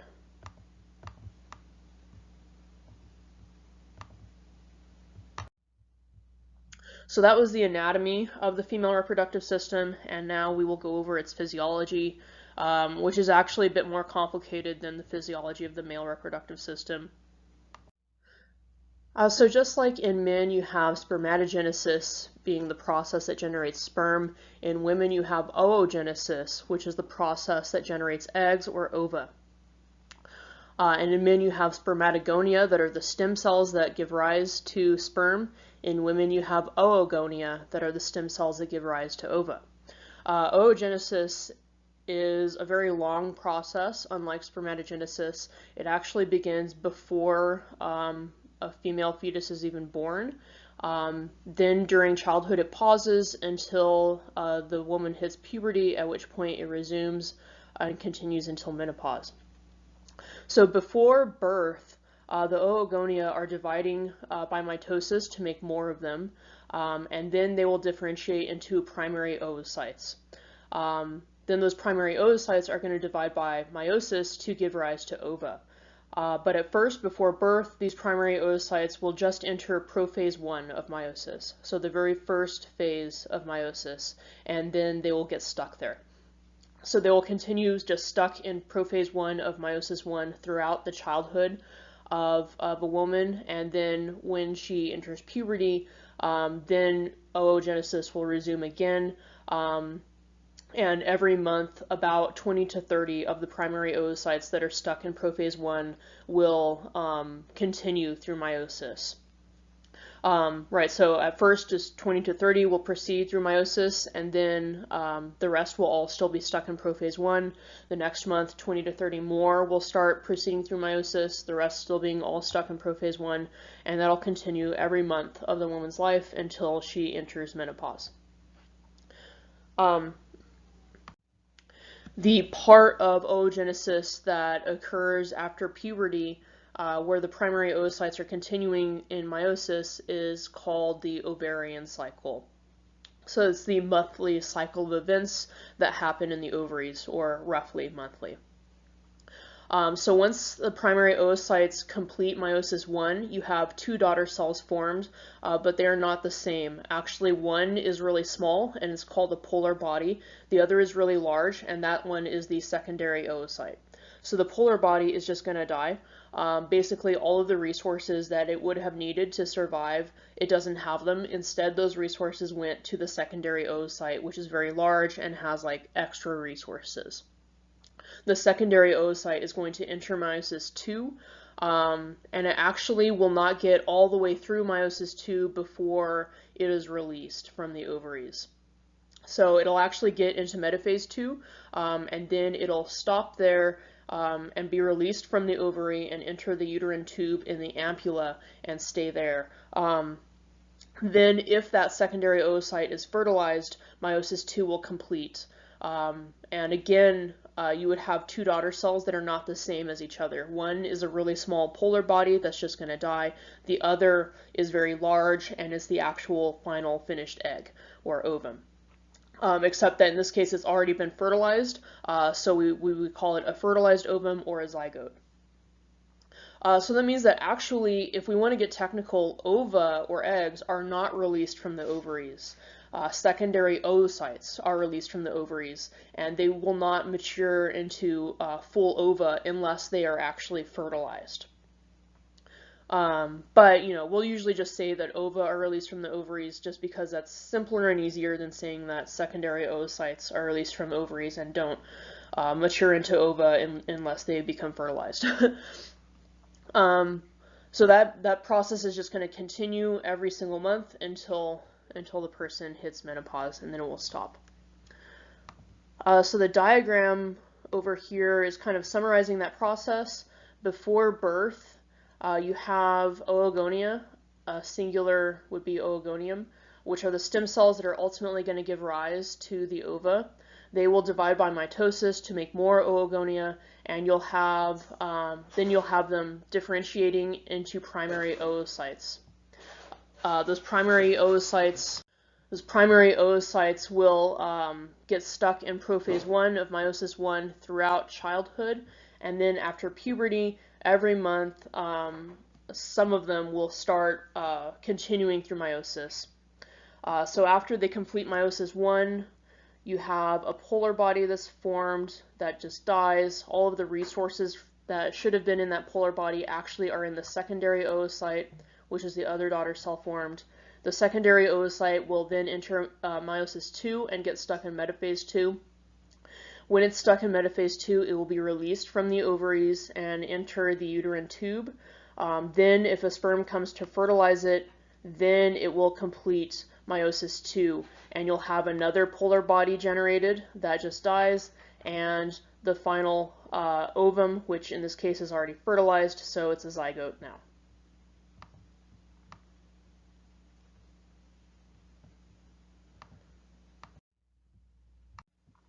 So we'll look at the ovarian cycle in more detail. The ovarian cycle takes roughly a month to complete. Actually, it takes anywhere from 21 to 40 days. Every month, a new batch of 20 to 30 oocytes will enter the ovarian cycle. Each of those oocytes is contained within a follicle in the ovaries. And the follicles have also been developing since childhood. So in the first phase of the ovarian cycle, which is the follicular phase, that's the phase that's actually going to occur during childhood. You start out with primordial follicles. They're going to progress and mature to become primary follicles, then to become secondary follicles. So that's the part of the follicular phase that happens during childhood, the maturation of a primordial follicle through to a secondary follicle. Then once the person hits puberty, the follicular phase will continue every month. Some of those secondary follicles will become vesicular follicles. Once a follicle has become a vesicular follicle, then the primary oocyte inside of it will complete meiosis I and will generate a secondary oocyte and a polar body. So even though you're going to have multiple follicles kind of beginning this process of maturing to a vesicular follicle every month only, or every ovarian cycle, only one follicle will actually complete that process and become a vesicular follicle. So you're only going to have one primary oocyte actually give rise to a secondary oocyte every ovarian cycle. The maturation of the follicles into vesicular follicles is triggered by FSH and LH. And once one of those follicles has become a vesicular follicle, it will start secreting substances that prevent the other follicles from continuing to mature. So the diagram is showing the stages of the ovarian cycle. First you have the follicular phase, which is accounting for about half of this diagram. So this is beginning during childhood. You have primordial follicles. that contain primary oocytes. Then throughout childhood, those primordial follicles will develop into primary follicles that also still contain primary oocytes, and then secondary follicles that also still contain a primary oocyte. Then once the person hits puberty, the follicular phase will continue. Each month, about 20 to 30 of these follicles will begin maturing into a vesicular follicle, but only one will actually make it all the way to become a mature vesicular follicle. Once it has become a vesicular follicle, then the primary oocyte inside of it will complete meiosis I and give rise to a secondary oocyte and a small polar body that just dies.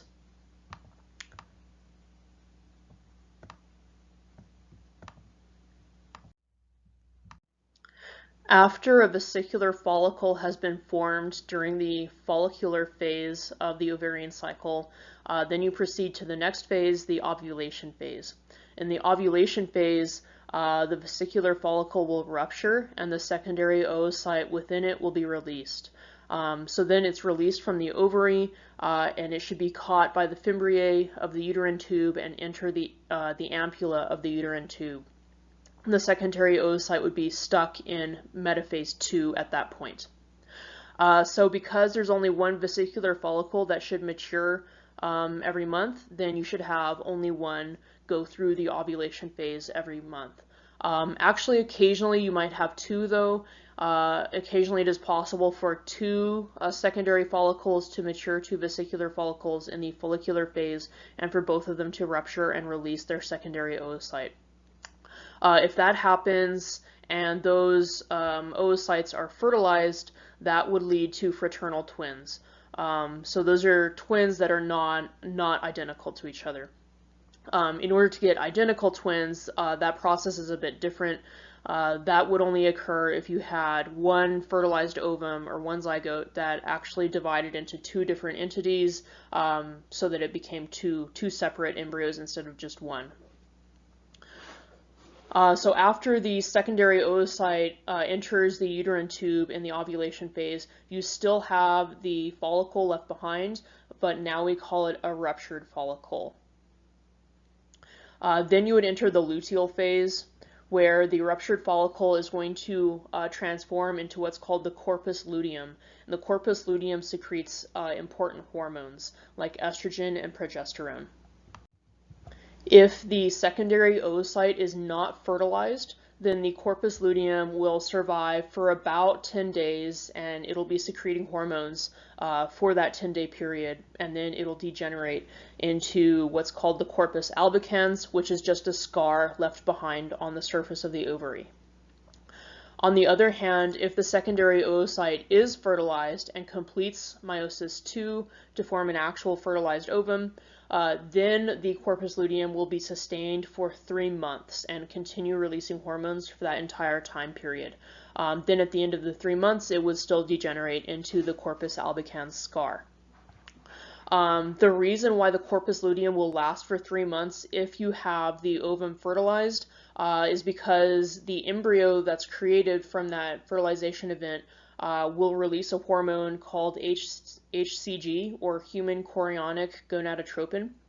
And that hormone maintains the corpus luteum. So the corpus luteum will continue releasing its hormones because those hormones, especially progesterone, are required to sustain the pregnancy. So that hormone HCG is actually what's tested for in home pregnancy tests, because a woman's body will not produce it ever. Only an embryo produces the HCG hormone. So if you can detect that hormone in urine, then that means that there is an embryo in there releasing it. So that means you're pregnant. It might take a few days, though, after a person becomes pregnant for there to be enough HCG that it could be detected in the urine.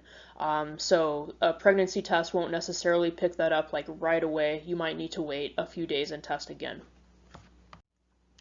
And so the diagram is also showing those phases. Here you have the ovulation phase, where the vesicular follicle is rupturing. It releases the secondary oocyte into the uterine tube.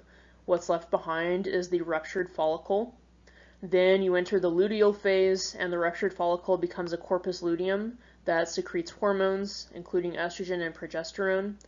And then finally, the corpus luteum will degenerate into the corpus albicans, either quickly or slowly, depending on whether or not the woman became pregnant. So the ovarian cycle is controlled by hormones, controlled by the hormones of the HPG axis. The HPG axis is really similar in men and women. The main difference is that in men, the hormone that's released at the end is testosterone, whereas in women, the hormone that's released at the end is estrogen.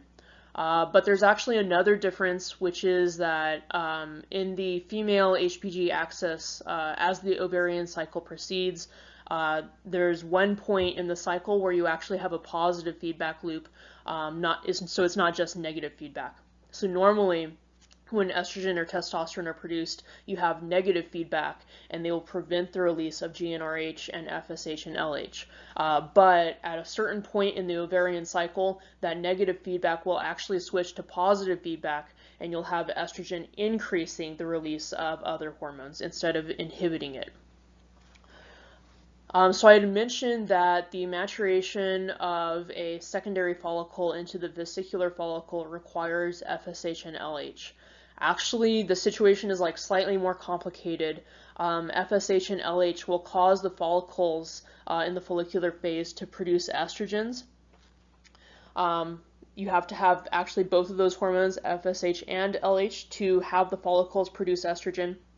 And then it's estrogen that is directly causing the follicles to mature to form a vesicular follicle. Once you form the vesicular follicle, that follicle produces a lot of estrogen. So as soon as you finish the follicular phase, you have a giant surge in estrogen levels because this vesicular follicle is producing all of a sudden a lot of estrogen.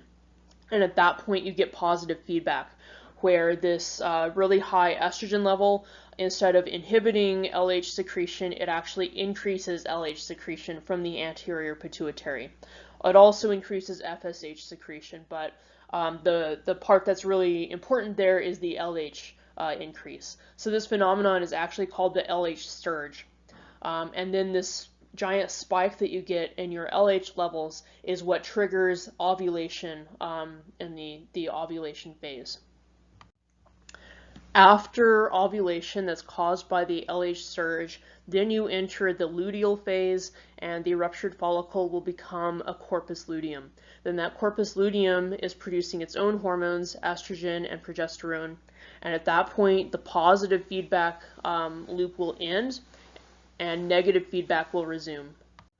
So now the high levels of estrogen that are being produced by the corpus luteum are preventing the release of GnRH and LH and FSH instead of increasing the release of LH. So now your levels of LH and FSH are dropping. Since those hormones are needed to mature other follicles, now other follicles will not be able to mature. And the progesterone is also actually going to continue inhibiting the release of FSH and LH if the corpus luteum persists during pregnancy. So if you have the secondary oocyte actually being fertilized, then the corpus luteum will be maintained for the next 3 months, and it'll continue releasing progesterone that will prevent FSH and LH from being released. That way you don't have the ovarian cycle proceeding even though you're pregnant. Then once the corpus luteum degenerates into the corpus albicans, you no longer have estrogen and progesterone being produced by it.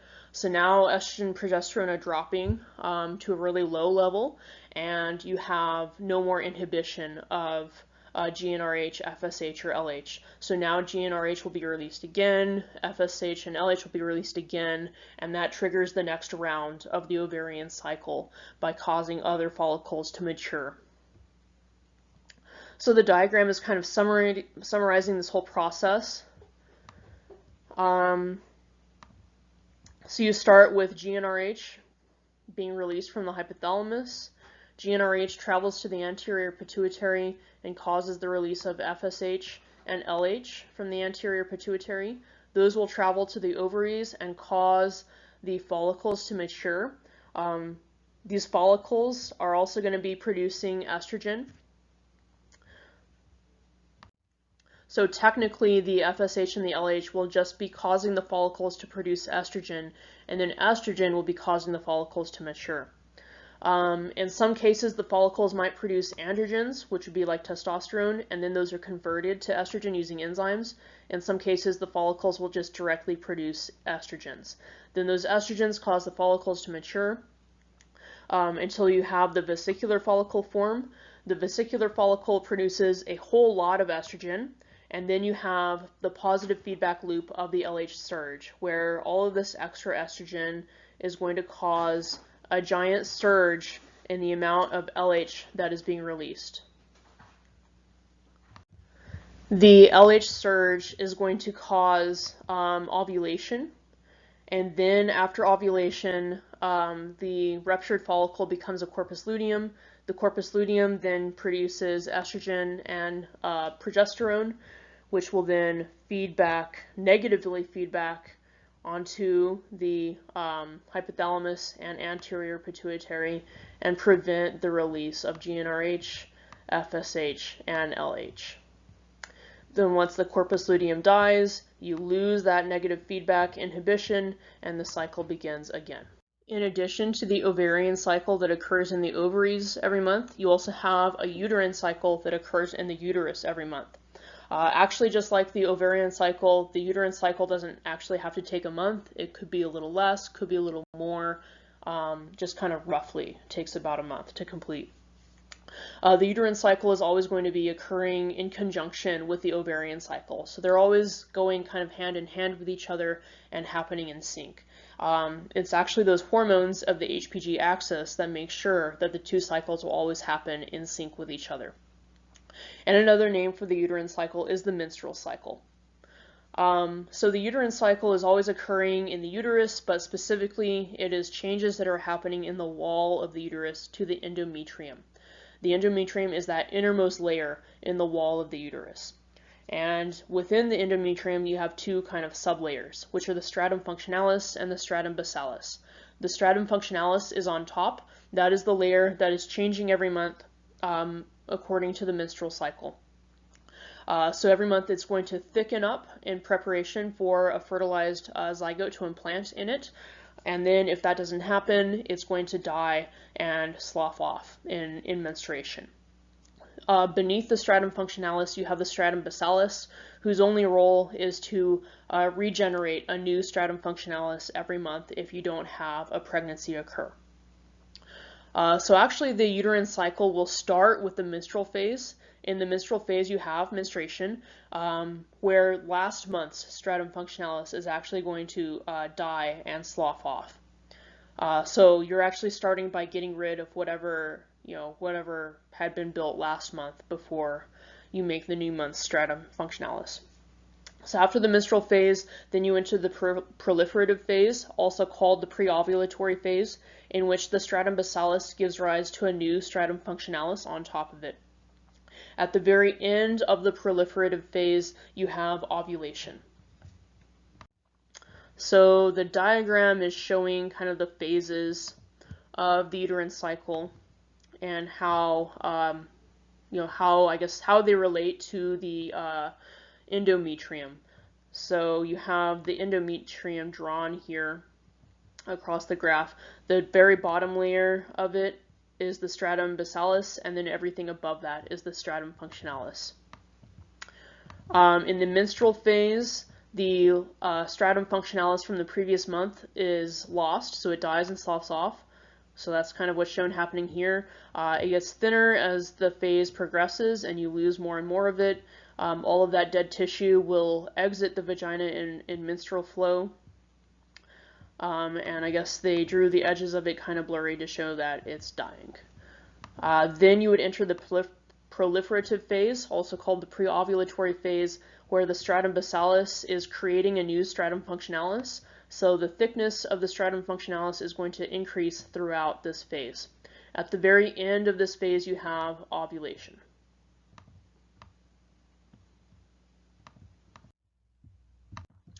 Then the last phase of the uterine cycle is the secretory phase. So in that phase, the stratum functionalis will continue to thicken and it becomes secretory, which means it starts secreting substances. So you have these glands in the stratum functionalis called endometrial glands. They actually first formed in the proliferative phase, but they were not mature at that point. In the secretory phase, they actually become mature and start secreting a substance called uterine milk. Uterine milk is basically full of glycogen, and its job is to provide an energy source for the zygote if the zygote implants. If there is no zygote that implants, then at the end of the secretory phase, the stratum functionalis will begin thinning out and dying. And it'll kind of finish that process of thinning out and dying in the menstrual phase of the next uterine cycle. So on the diagram here, you can see the secretory phase is accounting for basically the whole second half of the uterine cycle. The endometrium continues to get thicker during this phase, and these endometrial glands will fill up with uterine milk and begin releasing it. So you can see these glands had formed already in the proliferative phase, but nothing's inside of them. In the secretory phase, they actually start secreting. Then at the end of the secretory phase, the endometrium will thin out, or the stratum functionalis will thin out, assuming that no pregnancy occurred. If a pregnancy did occur, then it's going to not thin out. It's going to stay nice and thick and keep secreting uterine milk for the zygote. Actually, after ovulation, you would have the ruptured follicle. Then that will quickly form a corpus luteum in the ovarian cycle, in the luteal phase of the ovarian cycle. If there is no pregnancy, then that corpus luteum will survive for about 10 days. So it would survive about to day 24 on this diagram, which is assuming a 28-day cycle. And you can see that on this diagram, after day 24 is when the stratum functionalis begins to thin out. So it's actually the progesterone that is secreted by the corpus luteum that is maintaining the thick stratum functionalis.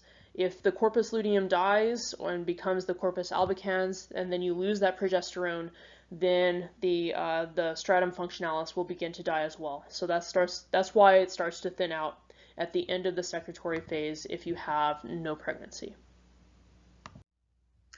So as I mentioned, the hormones of the HPG axis are making sure that the uterine cycle and the ovarian cycle always occur together.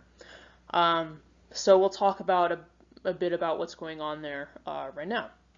So in the menstrual phase, the first phase of the uterine cycle, all of the hormones are basically starting out low, low estrogen, no progesterone at all, low FSH, low LH, low GnRH. As the menstrual phase proceeds, the levels of FSH and LH begin to rise. Levels of GnRH, of course, will be rising as well. That's what's causing the levels of FSH and LH to rise. So in the ovaries, you would have the follicular phase occurring at this point. FSH and LH would be causing the follicles to release estrogen. Then estrogen would be causing those follicles to mature. As the amount of estrogen that's released from the follicles in the ovarian cycle increases, then you're going to enter the proliferative phase of the uterine cycle. So you enter the proliferative phase once the estrogen has accumulated to a high enough level that it's going to cause the stratum basalis to form a new stratum functionalis. Then at the very end of the proliferative phase is when you have ovulation. So estrogen is going to continue rising throughout the proliferative phase until it kicks a positive feedback loop into gear, and you have the LH surge that causes ovulation. After ovulation, you enter the secretory phase of the uterine cycle and the luteal phase of the ovarian cycle. So you're going to have the corpus luteum formed. It's releasing a lot of estrogen. It's also releasing progesterone. So it's the progesterone that's needed to maintain the stratum functionalis during the secretory phase of the uterine cycle. As these levels of estrogen and progesterone are quite high, and the positive feedback is lost from the LH surge, you're going to have negative feedback kicking in. That's going to mean that levels of GnRH, FSH, and LH are dropping off. throughout the secretory phase, but the levels of progesterone will be maintained as long as you have the corpus luteum producing progesterone. So if you have no pregnancy that occurs, the progesterone levels will drop off at the end of the secretory phase when the corpus luteum dies and becomes the corpus albicans. And once you lose the progesterone, then the blood vessels that supply the stratum functionalis will actually kind of close off. The stratum functionalis will no longer be receiving blood, and therefore it's going to die. So that's why it's thinning out and dying at the very end of the secretory phase, and that process will just kind of continue and complete in the menstrual phase of the next uterine cycle. On the other hand, if you do have pregnancy occur, then the corpus luteum will be maintained by HCG secreted by the embryo. So as long as you have that corpus luteum for about 3 months, it's going to be producing progesterone, and the stratum functionalis will be maintained for about that 3-month period, which is about as long as you would need it to nourish the zygote. So the graphs are showing how those different hormones are changing throughout the uterine cycle. So the graphs are color-coded according to the phases of the uterine cycle: the menstrual phase, the proliferative phase, and the secretory phase. You start out with low LH and FSH, shown in the top graph, low estrogen and progesterone, shown in the bottom graph. As the menstrual phase proceeds, you get your levels of LH and FSH rising because you've lost inhibition from estrogen. So there's no more, there's low levels of estrogen now, therefore you don't have any inhibition of FSH and LH, and they're going to start rising.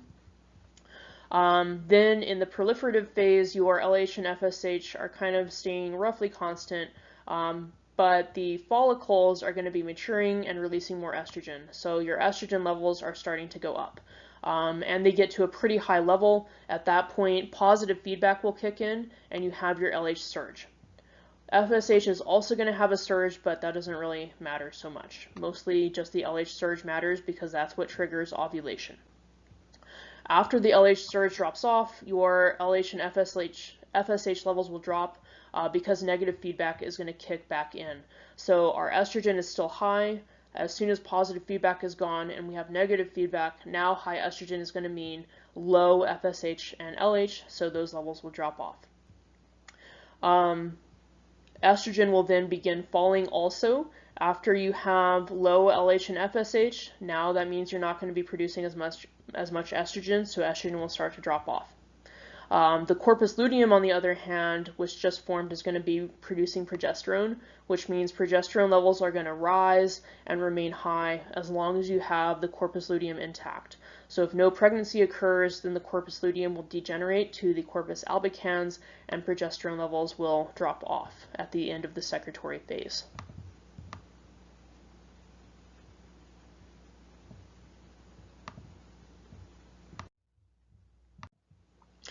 So puberty is going to work pretty similar to how it works in men and women, or boys and girls.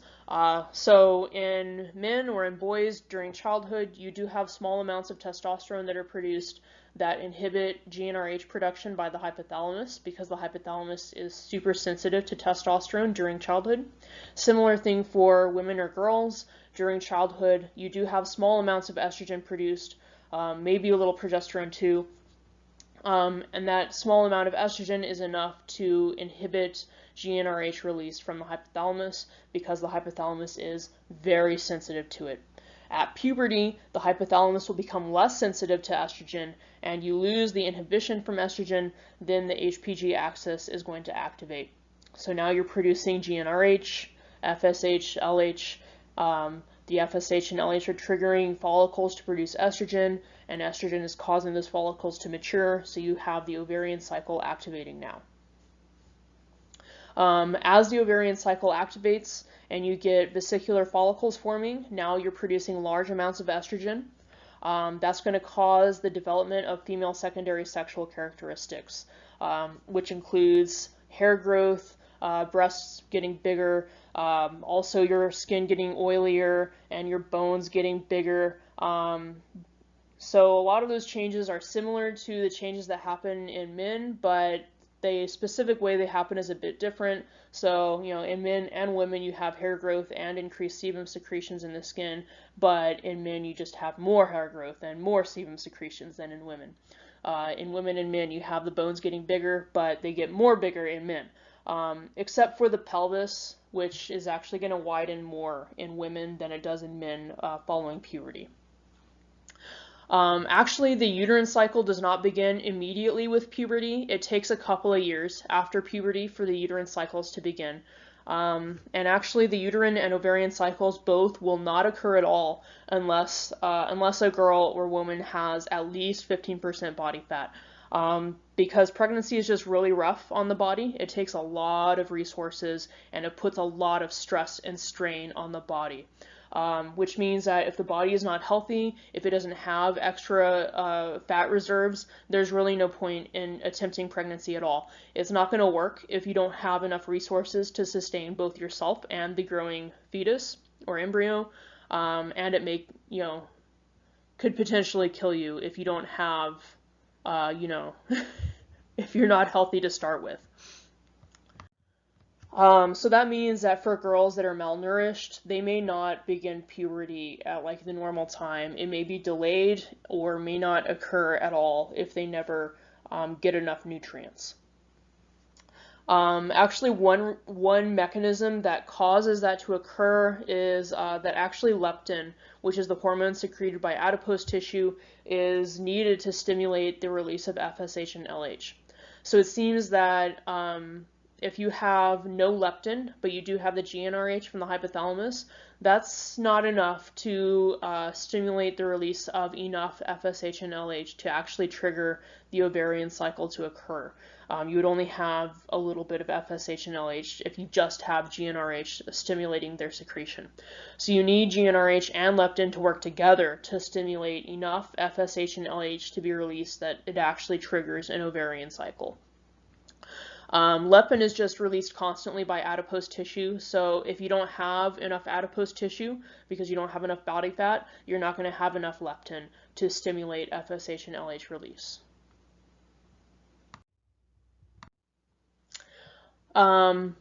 Then once a woman is getting to around age 50, she will probably enter menopause, also called the female climacteric.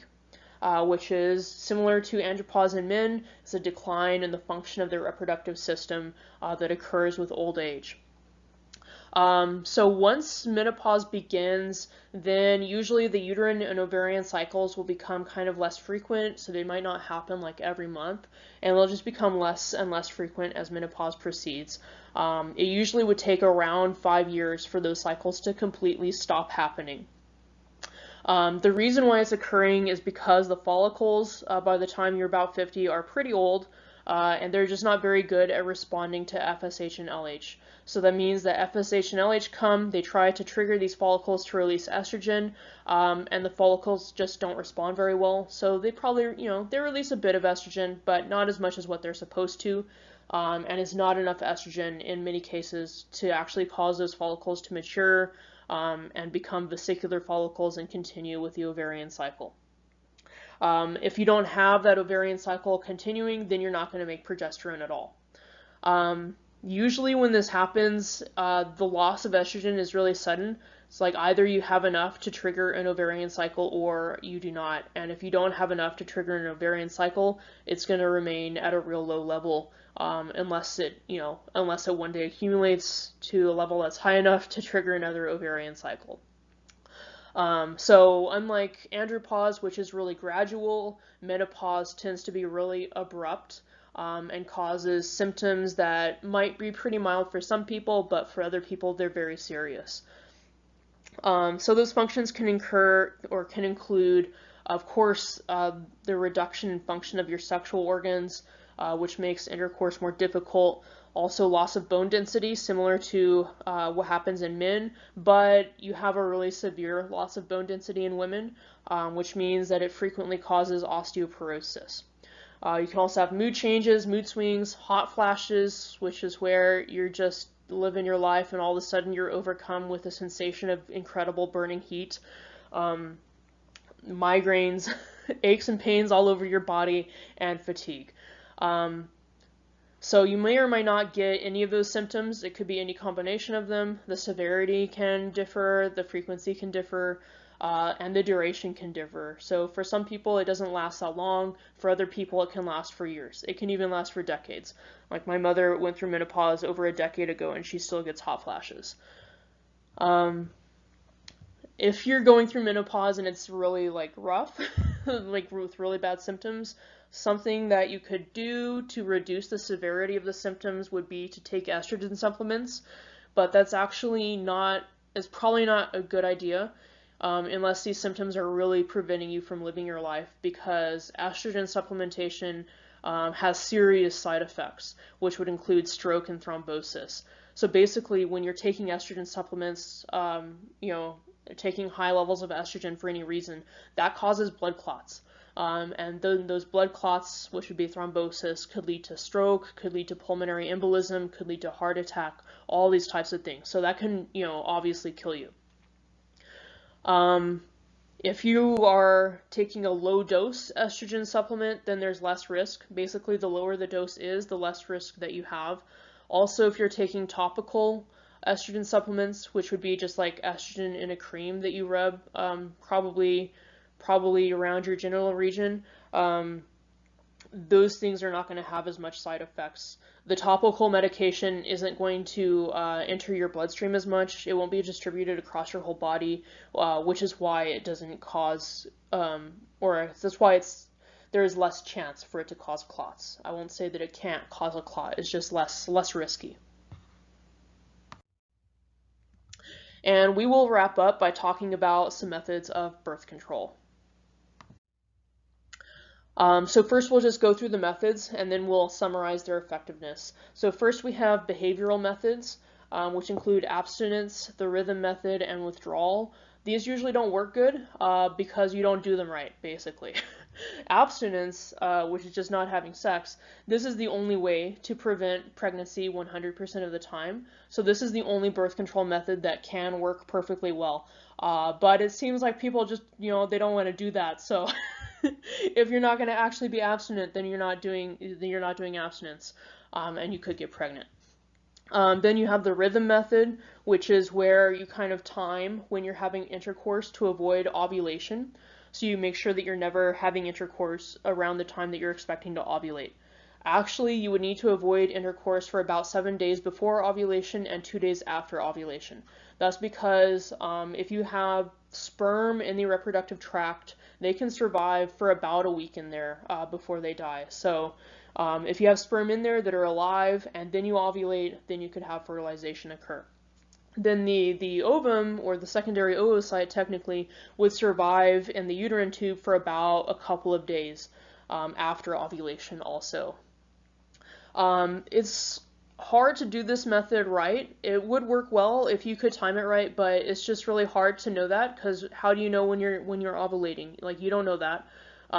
You know when you menstruate, and there are some changes in body temperature that occur with the menstrual and ovarian cycle. So by monitoring your body temperature, you can also take a guess at when you're going to ovulate. But these things do not let you know when you're going to ovulate for sure. There is no way to know for sure. And there is always a risk of variation in your cycle length. So even if you're somebody who has a really regular cycle, it could still happen that, 1 month is just, it doesn't last the same amount of time, and then you ovulated on a different day when you weren't expecting to. Then finally you have the withdrawal method, which is pulling out, not ejaculating inside of the female reproductive tract, which would work well if you could do it right, but you probably can't do it right. Because it's just really hard to know exactly when you're about to ejaculate. So if you time it wrong, then it's not going to work. Another reason why it doesn't work for some people is that a lot of men will actually have sperm in their Cowper's fluid, which is their pre-cum. So if you have sperm in there, there's no way for pulling out to work. It just can't work. Apart from behavioral methods, you also have barrier methods, which involve putting a physical barrier between the sperm and the secondary oocyte. So just keeping the sperm in the vagina, preventing it from leaving and entering the uterus and the uterine tube. The trouble with barrier methods is that you have to put them in place correctly. If you don't put it right, it ain't gonna work right. One good thing about barrier methods is that they can reduce the transmission of sexually transmitted infections, especially condoms.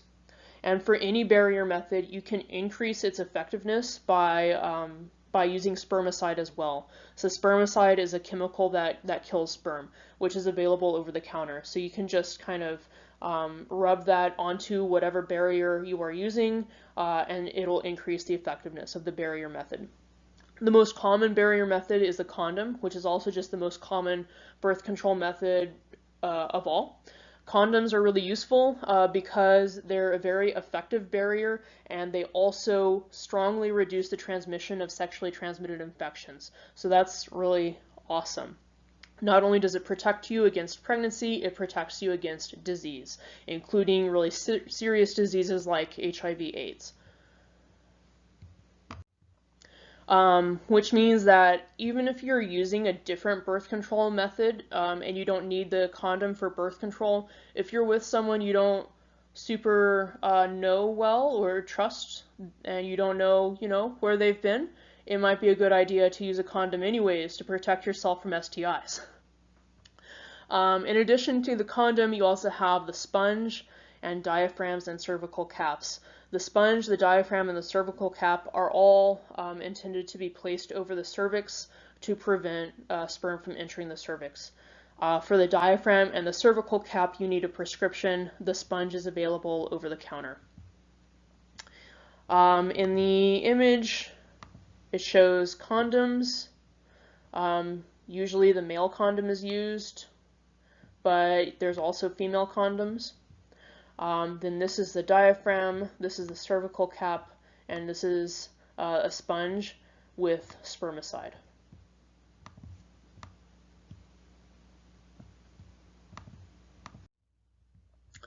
Apart from barrier methods, there's also other methods. There's hormonal methods, which are also pretty common. In a hormonal method, you are introducing high levels of estrogen or progesterone into the body.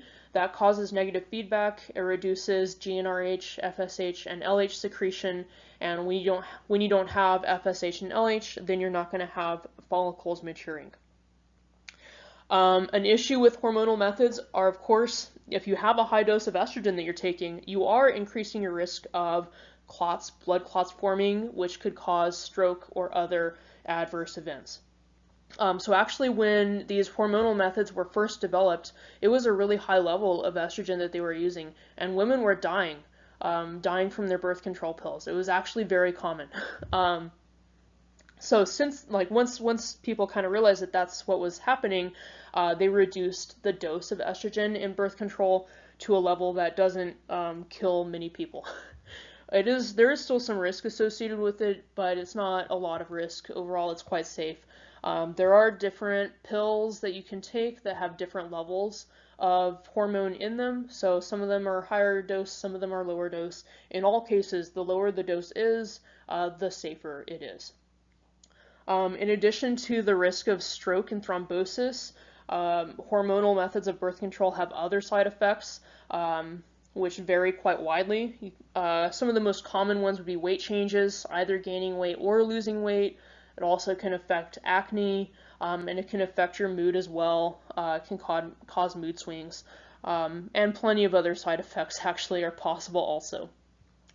The most common type of hormonal birth control is the oral contraceptive, which is just a pill containing a hormone. Some of them have just one hormone, some of them would have multiple. The issue with oral contraceptives is that you need to take it every day. If you forget to take it, that's a problem.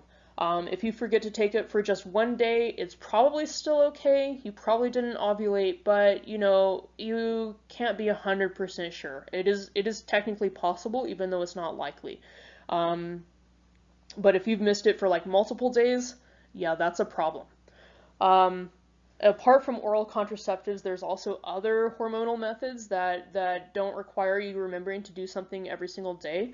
So you have vaginal rings, you have skin patches, you have estrogen or progesterone injections, and you have actually skin implants, little devices that are implanted just beneath your skin that release hormone continuously.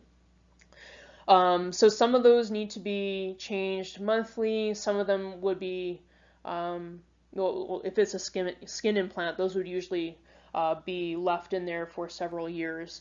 So how much memory they require kind of varies depending on the exact method, but at least none of them require you to remember doing something every single day.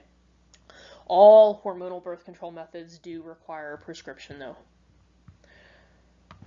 So in the pictures, you can see the vaginal ring, the skin patch. This is a progesterone injection. This is a skin implant that's being placed. Actually, this little white thing is the actual implant. They're just going to stick it through the tube to help guide it in. And then, of course, oral contraceptives.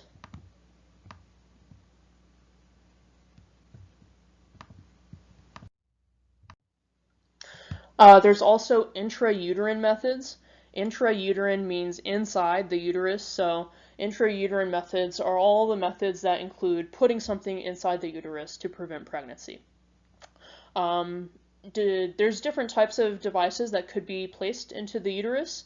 In any case, with all of these devices, they're going to have potential side effects or risks that are associated with having a device placed in your uterus. So if it's not placed right, or if it's just not sitting in there right, you can have pain, you can have bleeding, and in the worst case scenario, you could have perforation, which means that the device actually pierces through the wall of the uterus. It could either just remain lodged there in the wall, or it could actually travel all the way through the wall and exit the uterus and be just kind of floating in your pelvic cavity, which would not be awesome. So that is very rare, but it is possible. All of these intrauterine methods, of course, are going to require a prescription, and also you have to have a doctor put it in and take it out. A very common one is the IUD, or the intrauterine device, which is a little T-like device that has copper implanted in it. The copper is actually, it kills cells, so it's not actually enough copper to be toxic to your uterus, but it is toxic to sperm, and it would be toxic to a zygote. So it works in multiple ways. First, it kind of kills sperm as they come through. Second, if there are sperm that make it past and fertilize a secondary oocyte to form a zygote, that zygote may be killed by the copper, and even if it's not killed, it will probably not implant, because the copper is also preventing the zygote from implanting in the wall of the uterus. That does mean that there is a slightly higher risk for an ectopic pregnancy with the IUD because it prevents implantation. An ectopic pregnancy is where the zygote does not implant in the walls of the uterus. It implants somewhere else, probably in the uterine tube. That is a serious, serious problem because the uterine tube is not designed to hold a fetus. So that's a life-threatening problem. Of course, if it's detected early enough, they can just, do surgery to remove the ectopic pregnancy. However, I should say that actually overall, ectopic pregnancies are less common in people who have an IUD because those people don't get pregnant in the first place. People who get pregnant in the first place are more likely overall to get an ectopic pregnancy, even though in the rare event that you do become pregnant with an IUD, it is more likely to become ectopic. So overall, you have less risk of an ectopic pregnancy with the IUD in place because it is reducing your risk of pregnancy. A nice thing about the IUD is that you have it put in and you don't think about it. You just don't think about it again for 10 years. It stays in there for a decade. It prevents pregnancy for a decade. Then if you ever decide that you do want to get pregnant, it's real simple to just take it out and you can get pregnant within several days of having it removed. It's also extremely effective. It's one of the most effective methods of birth control. So given that it's really effective, it's quite safe, and it doesn't require you to do anything for 10 years, it's actually a really, really common method of birth control outside of the US. Not sure why it's not very common in the US, but outside the US, it's one of the most common methods of birth control.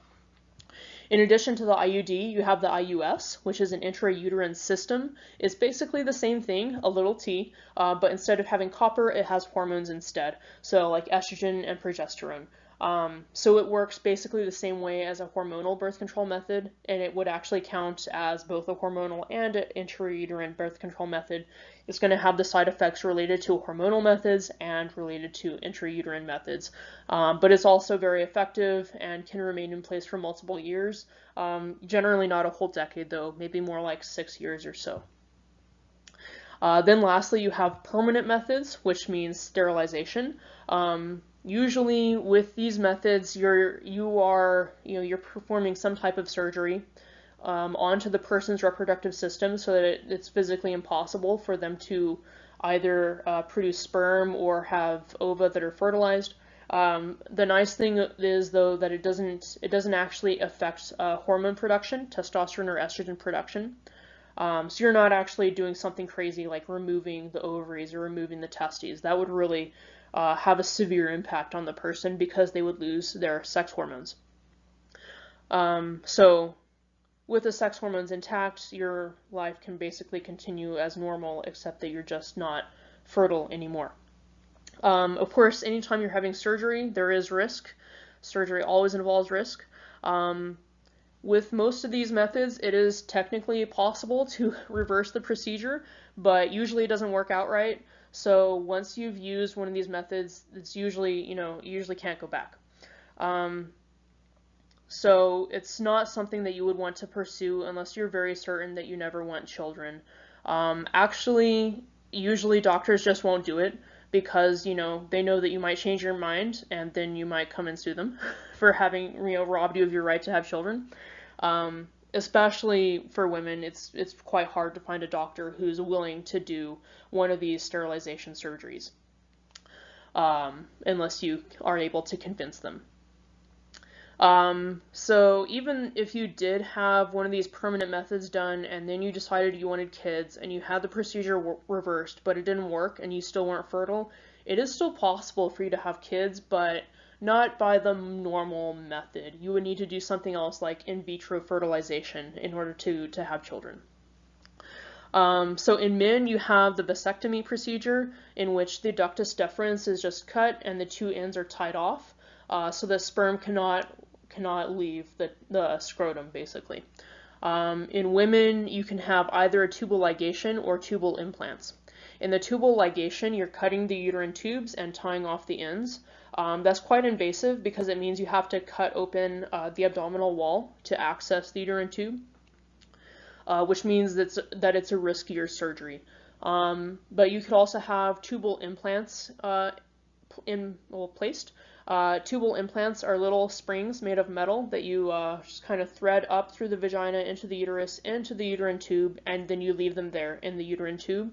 As time passes, the uterine tube will react to this metal spring and scar up. The tube will fill up with scar tissue and it'll form a plug that prevents ova from reaching the uterus and prevents sperm from reaching the ova. So tubal implants are good because they're not as invasive as the tubal ligation, since you don't have to actually cut open the person's abdominal wall. So on top you have an image of the vasectomy. You can just make a small slit in the scrotum, so it's not very invasive, and then you cut the ductus deferens and tie off the ends. On the bottom you have an image of the tubal ligation, which is more invasive because you have to go in through the abdominal wall and then you just cut the uterine tube and tie off the ends. On both sides, of course. And finally, here we have a chart that is comparing the effectiveness of birth control methods. On the left-hand side, you have the effectiveness if it was used perfectly. So you always do it right. You always place the barrier correctly. You never forget anything. You never forget to take your pill. And then on the right-hand side, you have the effectiveness as it's usually used, which is, not correctly. Sometimes you don't put the barrier on right. Sometimes you forget to take your pill. So probably you would look at the second column to know how effective birth control methods actually are. How effective they would be for you, though, is going to depend on, how good you are at placing that barrier right every single time, how good your memory is. So If you remember better than the average person, maybe you're going to get better effectiveness. If you remember worse than the average person, you're going to have worse effectiveness. And I've just highlighted the hormonal and intrauterine methods here because they have the highest effectiveness apart from the permanent methods, which you can't go back from that so easy. So this is really high effectiveness, even as used like normally by regular people who sometimes forget to do something. So just 1 to 2 pregnancies per 100 people who use this method. So out of 100 people who are using hormonal methods and not using them quite properly, but sometimes forgetting to take a new pill or to change their vaginal ring or something like that, they're still only getting 1 to 2 pregnancies per every 100 people. For the intrauterine devices and systems, the IUD and IUS is 0.2 to 0.8. And that's almost exactly the same as the perfect effectiveness if everything is done perfectly right, 0.2 to 0.6. So the 0.8 number is probably a little higher than the 0.6 number just because, after you haven't had to think about whether or not you're going to be pregnant for a whole decade, maybe you forget, that you had an IUD and it's time to take it out and put a new one.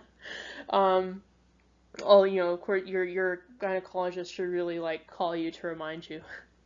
So you do have to remember that. You do have to remember a tiny bit, but as you can see, that doesn't have a significant effect on the effectiveness. So that is the most effective method. The most effective method, apart from an actual permanent method. Then out of the barrier methods, you can see that condoms, as typically used, are still more effective than the other methods. The cervical cap and diaphragm and sponge with spermicide are still pretty good, but they don't protect you from sexually transmitted infections quite as much as the condom would do. And the condom is also a bit more effective as typically used. And finally, I just want to, compare to the bottom. At the very bottom row, we have no birth control at all. So if you're not using any birth control at all, if 100 people are not using any birth control at all, roughly 85 of them are going to get pregnant. And so even these birth control methods that don't have a very high effectiveness, where you still have, 29, 27, 25 pregnancies per 100 people trying to use that method, that's still way better than 85. So it is still working, it's just not working as well.